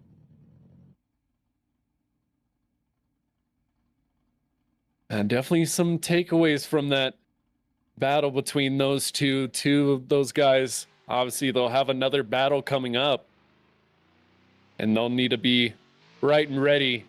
They know what they need to clean up. They kind of have that in their mind. But we'll see these. Definitely be interested to hear the judges' thoughts on that battle. Mm-hmm. Looked like, I mean, lead to lead, Slammed was just kind of all over the place there, causing a lot of issues. So I'd love to know what the deciding factor was there.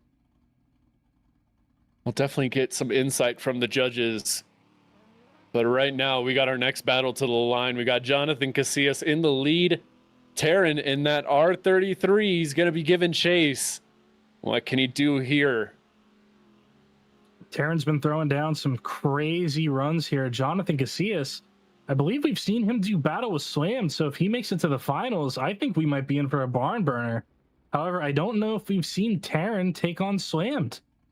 Either way, I think we're looking at a pretty good finals battle coming up here. Whoever Slammed goes against, it's going to be a good one. Slam's been on a tear. He took out his teammate of Anthony Taylor, and he just wants to take it all the way to the top. He's going for that overall event win here, and I can't wait to see what he's got going on up there. But right now, it's all eyes on Terran and Casillas as they go into this next battle here. Jonathan Casillas to lead, Terran to chase in the R33, the Dolphin limiter as it's been fixed. See what he's able to do. Who's going to meet Slammed in the finals? Who's going to be taking on Chill for that third place spot on the podium? We're going to find out.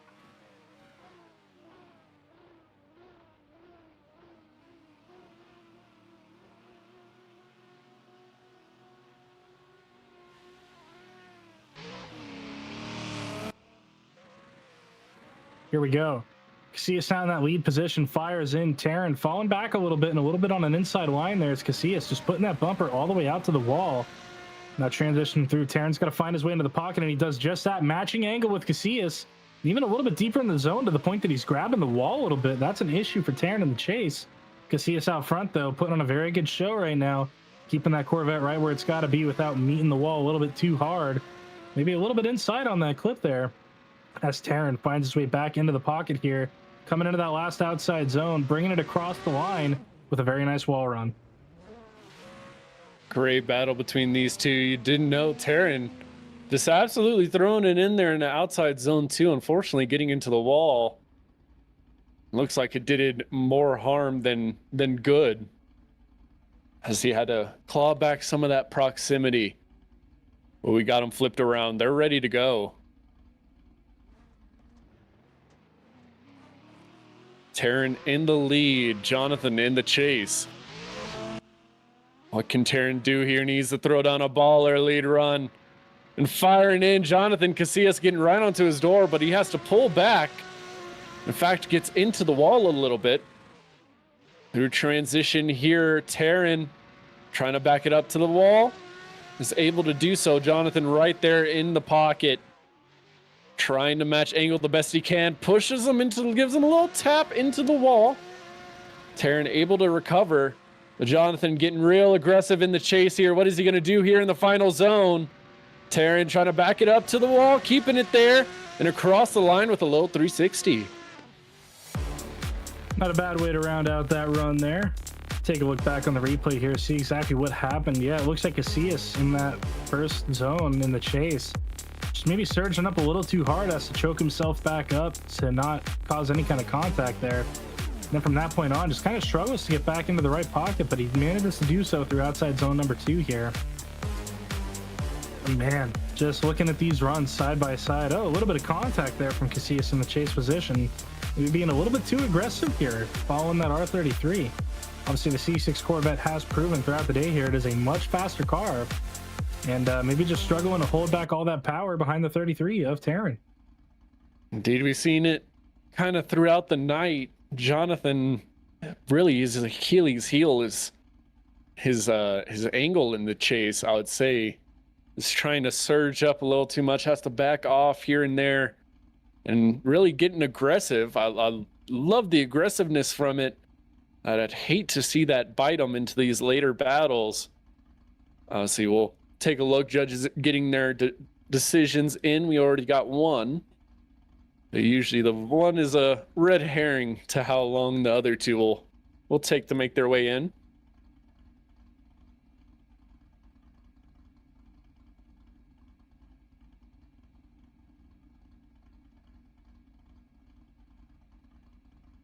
Like I was saying, I'd love to see Jonathan maybe get a little more try to get a little more comfortable in the chase.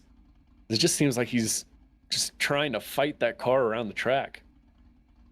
Yeah, his chase run looking very upset there.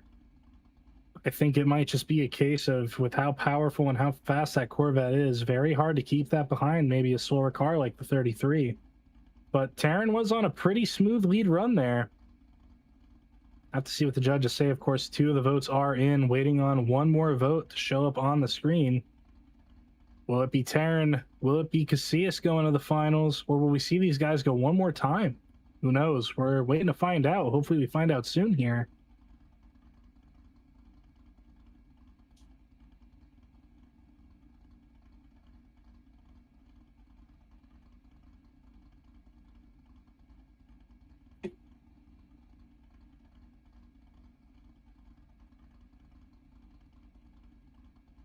Still just waiting on that 3rd judge decision. Here it is. Slide him right for Casillas, it looks like. Left for Taryn for the 2nd judge. Oh, and it's a full split decision. They're going one more time. Judges just can't come down to a clear decision there. All drivers disagreeing on some aspect of this battle. And we got I believe, one of our first full split decisions. I'm hearing our second ever full split decision. Not 3rd, including, actually, I believe. I'm not counting Mr. Bai's runs. Oh, if we counted that, we'd be at like 75 by now. I guess that's true. But definitely a rarity here at OGP. Not often that we get this many OMTs here either. These guys really got to clean it up, lay down some heaters of battles, do something, force a mistake on your opponent, anything. See what Taryn can do in the chase position, but Jonathan Casillas out in the lead. He's put on some pretty good leads. We'll see if he does it again here. And he's doing just that, firing off right against the wall with that bumper. Taryn actually started that zone with more angle than the lead driver did. However, right here, Taryn is falling back a little bit, has to close back up that proximity, and does just that. As Taryn even a little bit deeper in that zone than Casillas yet again. So maybe Casillas a little afraid of that wall in OZ2, but not OZ3 as he sticks it right out there. Taryn still hunting him down right in that pocket. Transition through for the last time of this run here. Taryn manages to get that tire up to the door, but starts to fall back ever so slightly as they go across the line there. What a clean chase from Taryn. I loved everything about that. A great run-in from Casillas, able to clean up a few mistakes that he had in his first. We'll see how things shake out. Got him flipped around. Taryn in the R33. A beautiful grayscale livery done by our very own Kreations. Our boy Strep here. But here we go. Taryn firing off. Jonathan initiating right there with him, but Taryn's starting to pull away. Jonathan Casillas having to choke up a lot of angle to get back onto the door. Ultimately, is able to get there and stay there through outside zone 2, but a little tap there into Taryn's door. Taryn trying to stay smooth here through his lead run, having to back it up through that zone. Entering in a little shallow, but Jonathan not letting him breathe an inch. Staying right with him onto his door. Here in outside zone 4, Taryn coming off the wall a little bit. Jonathan able to adapt. Man. Yeah, that entry for Casillas just looks like he's having a lot of trouble figuring out how to get back right up onto the pocket without falling off there. And then throughout the next transition there, having to cut a lot of angle to get back on Taryn's door, even giving him a little bit of a tap throughout the zone there. But it doesn't look like Taryn's letting him set him too much here. Casillas just has to kind of reel that car back a little bit, avoid any kind of major contact as they go around the track here now into that last outside zone. You do see Taryn has a little bit of a correction on his angle there in the lead position, but nothing too crazy. That's a tough one. That is definitely a tough one. I would not want to be a judge for this set of battles here. I wouldn't want to be a judge for this entire event. I mean, just good thing we're not. The battles we've had and how many times we've said, man, this is a tough call. I mean, it's just insane the caliber of drivers we have. But I gotta say, man, I want to say pretty even on their mistakes, at least from the lead standpoint. Pretty even, missing a few zones here and there, not able to fully fill all of them. Then just a few corrections here and there. But like you're saying, definitely judges were cut out for them again here. Not making it easy.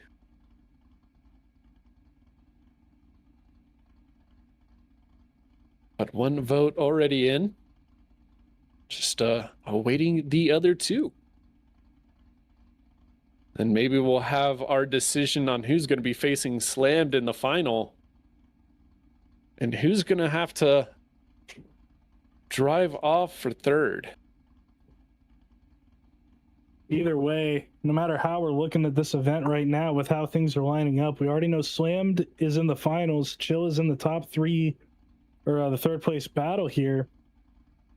No matter which way this goes, whether it's Casillas to the finals or Terran to the finals, Casillas to third, Terran to third, we got two more amazing battles getting lined up right now for us.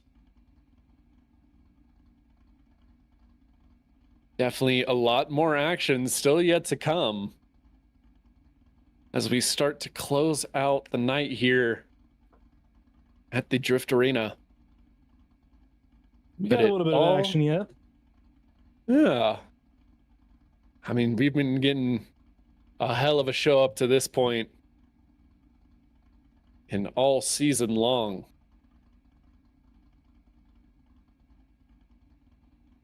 But it all shakes down to this decision here. Yeah, the judges are actively deliberating. They're even kind of giving us a little bit of an ear as to what they're talking about right now in the staff chat. And it looks to me like they're currently looking at that contact from Casillas in his chase position when Terran was out in the lead. And it looks like we got one vote for an OMT, another vote going OMT.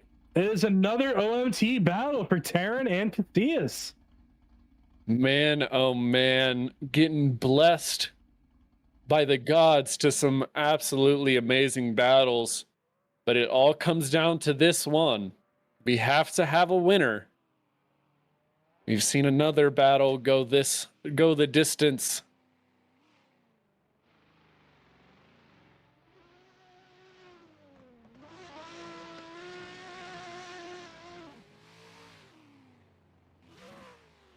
Oh, yeah, and hearing from the production team, it looks like Terran on that inside clip, even after the contact, he was about half a car length over that inside clip, so that was going to be enough. If he would have been on that inside clip, Terran would have gotten that run in the books as a win, but that's going to be enough to cause an OMT there for this battle.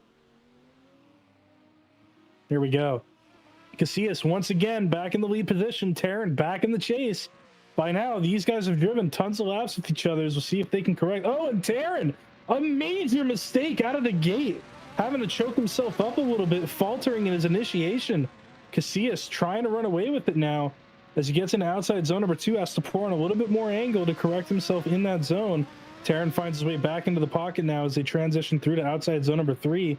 Casillas again just putting that bumper all the way out there, and Terran having to surge back up into the chase position. Now transitioning through. Nice little transition there, but Terran, oh, maybe a little too aggressive. Has to fall back due to contact, almost smokes himself on the wall, and they were across that line. Man, so uncharacteristic from Terran. I'd have to say his initiations were probably one of his strongest suits. Able to fire in with confidence and able to get right onto that door, not able to do it on this run. We'll have to see how that kind of shakes things up, but Jonathan needs to be on it for this chase. It all comes down to this. Terran firing in, Jonathan right where he needs to be, having to shallow up a lot of angle to stay within the pocket, but prioritizing that proximity over angle as he's done. Terran flowing around outside zone 2 where he needs to be on that inner clip. But Jonathan firing in, a little bit of contact, tire to his door. Pushing him around this track, he knows what he needs to do. Can Terran do enough? Coming into outside zone 4, Jonathan, a little bit of contact's gonna push him into the wall just a little bit. But Jonathan right there with him across the line. My goodness, these guys need to settle down. We know you boys want to win, but geez, make it at least a little bit clean here. My goodness. Absolute brawl between these two. Gloves are off. You thought they're gonna put on 100% perfect run? Nah, they're just throwing haymakers left and right. These drivers absolutely driving with the max aggression possible. You can tell how badly they want to win this. You can just tell in the way they're driving. But I think we got a pretty much a little bit of an easier decision for these judges. Runs a little bit easier to pick apart. We'll definitely have to have a decision here.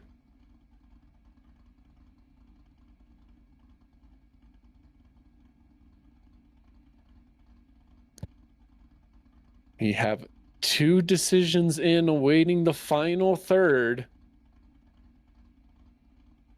to see who's going to be facing on Slammed in the final and who's going to be fighting to stay on the podium. Very exciting to see what the judges are looking at here. I'm going to be honest with you. I've kind of got a little bit of a call in my mind right now. Obviously, a decision does have to be made here. So don't want to say anything. Don't want to do any kind of a curse on whatever driver I'm looking at right now. But gotta admit, definitely a tough call. Mistake for mistake, though. I could imagine that they should definitely have a winner in mind here. We'll see what they come to decide as we're still waiting. Here it is.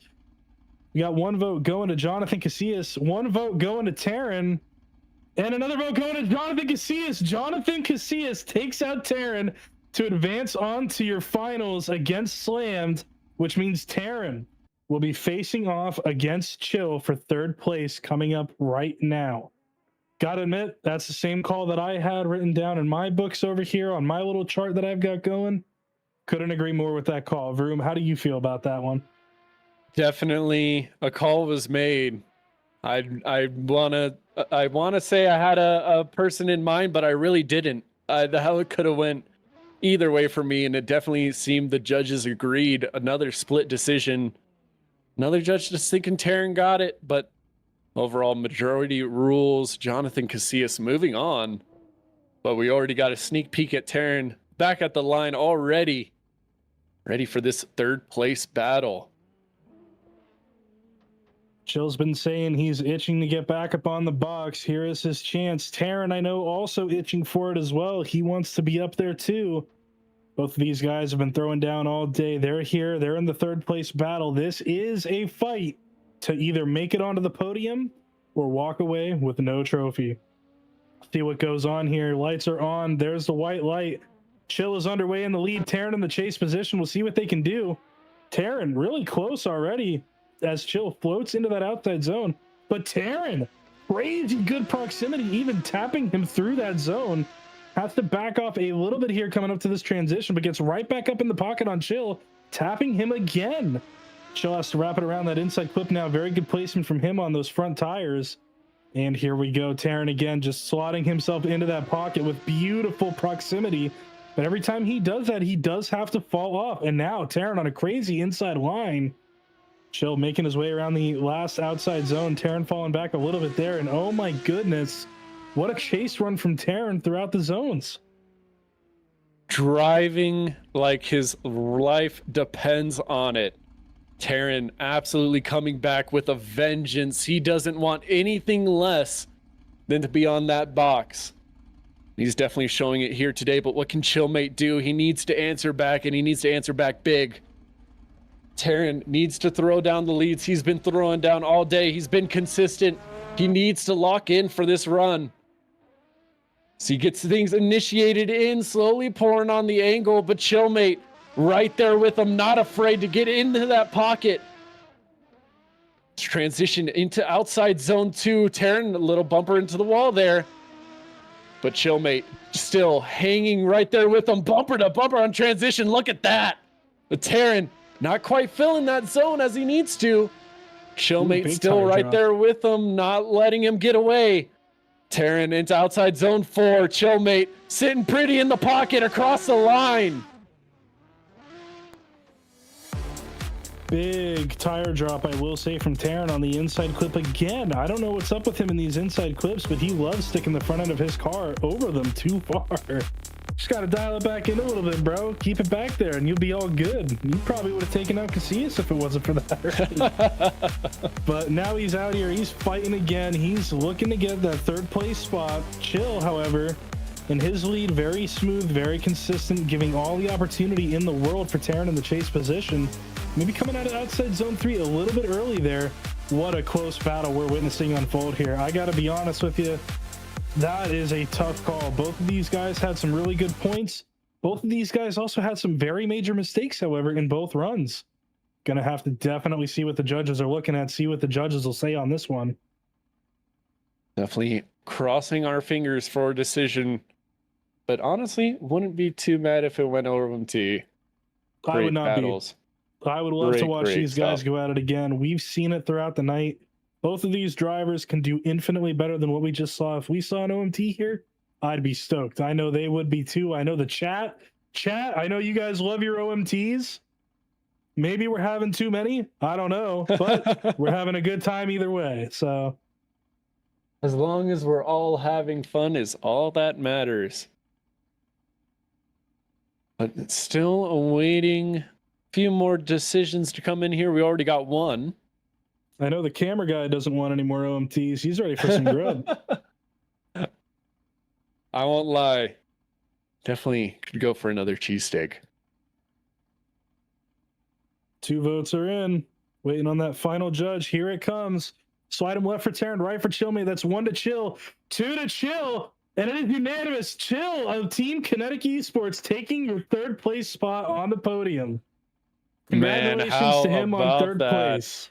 And congratulations to you, Strip. I know you're the team owner. That's got to be huge for you. I know you like to have no bias, especially up here in the booth, but man, that is absolutely huge. Not. And I got to say, before I even say anything about Chill and his runs, I have to give a massive congratulations to Terran.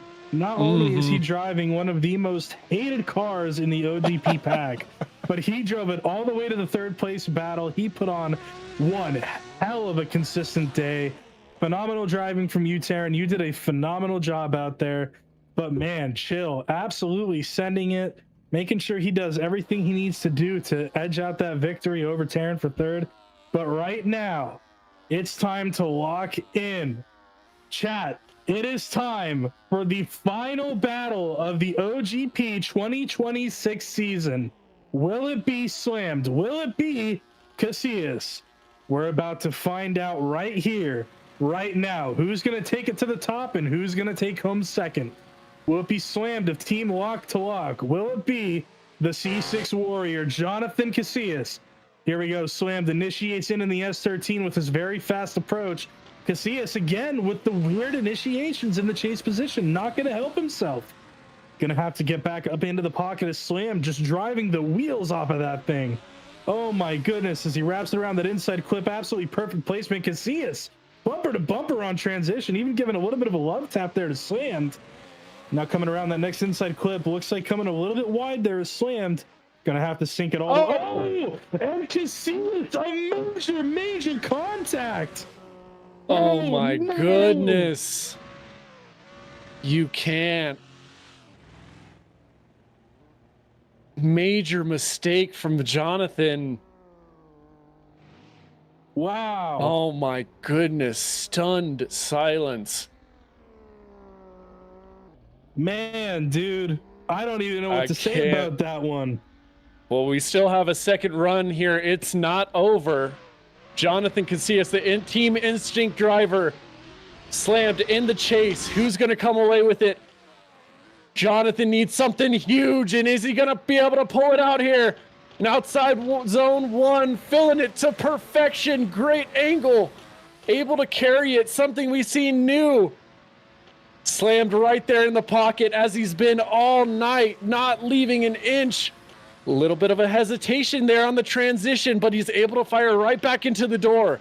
Jonathan, a little bit off of that zone, needs to get a little bit deeper. He knows what he needs to do, but Slam not letting him have it as he's going to get right into the door, try to keep into that pocket. A little bit of contact across the line. Man, Slam just driving over him to show his appreciation for the hit in the 1st run there. Good Lord, man. These guys are out here having a hell of a time. They're in the finals. They're battling it out.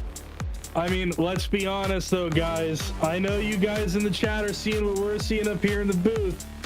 There's only one way this can go right this second, unless, hear me out, the judges see something that none of us do, because they have all the telemetry, all the replays. I gotta be honest, it looks like Casillas just going way too hard in the slam there. And I mean, look at that replay. Slam even kept the run going. He didn't care. He was like, you know what? You're going to hit me. I'm driving home with this no matter what you try to do to me. What a finals battle unfolding here at OGP. What an absolute event we've had up to this point. These drivers have been killing it all night and just absolutely putting it on display here. Absolute, just to the wall. These guys just throwing it to the wall. Throwing it a little too hard to the wall, I think, on that run. Maybe a little too hard. But we'll take it to the judges' decision. Hopefully they got an answer here for us. Who will be walking away victorious? I believe, yep, here comes Chill out of the pit space, lining it up for the podium ceremony. That means judges do have a decision. Just waiting for them to verify. Chill also needs to get up there, get in position. There he is.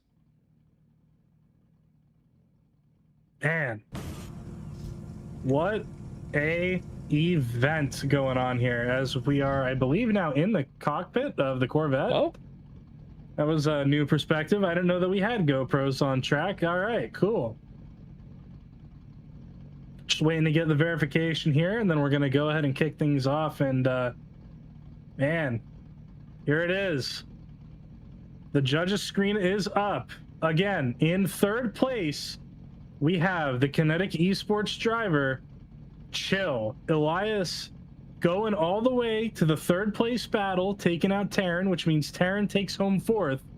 But right here, right now, who is going to be your OGP Arena Round 6 2026 season finale event winner? We're about to find out, Vroom. I am so excited right now. I am on the edge of my seat. Slide him left for Jonathan Casillas, right for Slammed. We got 1 vote, 2 votes. It's going to be unanimous. Slammed takes victory here at OGP Arena in a brand new car. Can you believe it? What a weekend it has been. Slammed takes it all the way to the top. Casillas, a little bit of an iffy day for him, I gotta admit, compared to the other events that we've seen him compete at, but taking it to the second place, he's on the podium. Chill, very ecstatic to be back up on the box there, and of course Taryn came out. He was just happy that he was somewhat par with the other drivers to begin with. He took it all the way to the third place battle, and he took fourth. I believe these drivers are getting ready to line up. Maybe they're gonna do a little three-man train as we've seen sometimes before here, and while they do that, just want to give another reminder and a huge, very big congratulations to Mr. Anthony Taylor, your 2026 Oversteer Grand Prix champion. There they go. They're off. Broom, look at this. These guys getting ready to party. I don't think okay. That was an interesting way to start that. That was pretty sick, I gotta admit. Slam taking charge into outside zone 2. Chillmate just pushing him around. Look at that. Oh, contact. Gotta absolutely love these podium trains. Look at him get after it. Jonathan Casillas getting real inside there. Oh, and another overtake. Now they're back in order. Oh, yeah, now they're in order. 1, 2, 3 as it stands. Beautiful stuff. My goodness. Once again, shout out to all the drivers, to Taryn for going all the way, going the distance with Jonathan Casillas. But man, what an event we had today. A lot of one more times. Something we don't see a lot here at OGP, but a very welcome surprise as we take a look at our podium finishers. Obviously Slammed, able to get it done. Jonathan Casillas coming in second. Just not able to do enough in the final battle. That massive mistake. But drove like hell to get here. But chill, mate. Finally getting back onto the podium. You gotta love it.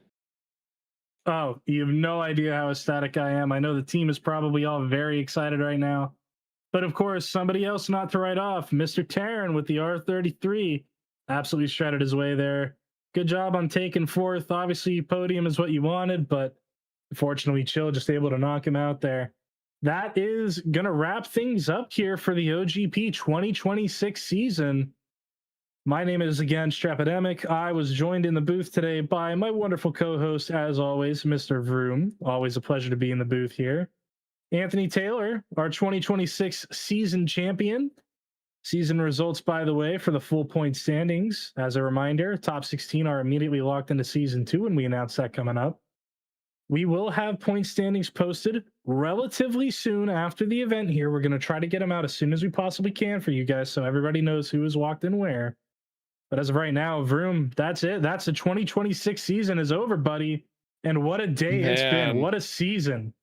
What a season is right. We've had so many amazing moments, great driving, wonderful commentary. It's been an absolute pleasure sharing the booth with you this entire season. And to be honest, I am looking forward to season 2. It's going to be electric.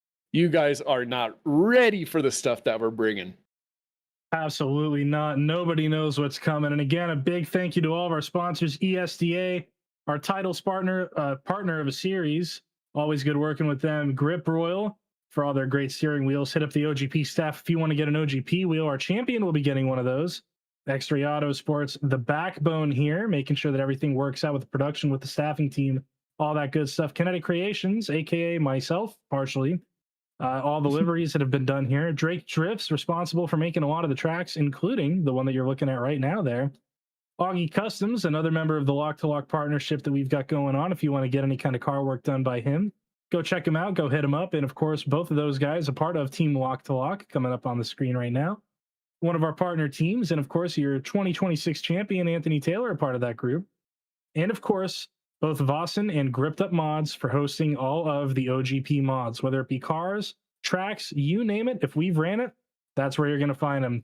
Again, my name is Strepidemic, joined in the booth today by Mr. Vroom and our production guy, Kyle, aka Hoaxy. That's going to be a wrap on the 2026 season. Stay tuned in the Discord for the season results. We will see you guys in season 2 after a couple of pop-ups. Have a good night, everybody. Good night.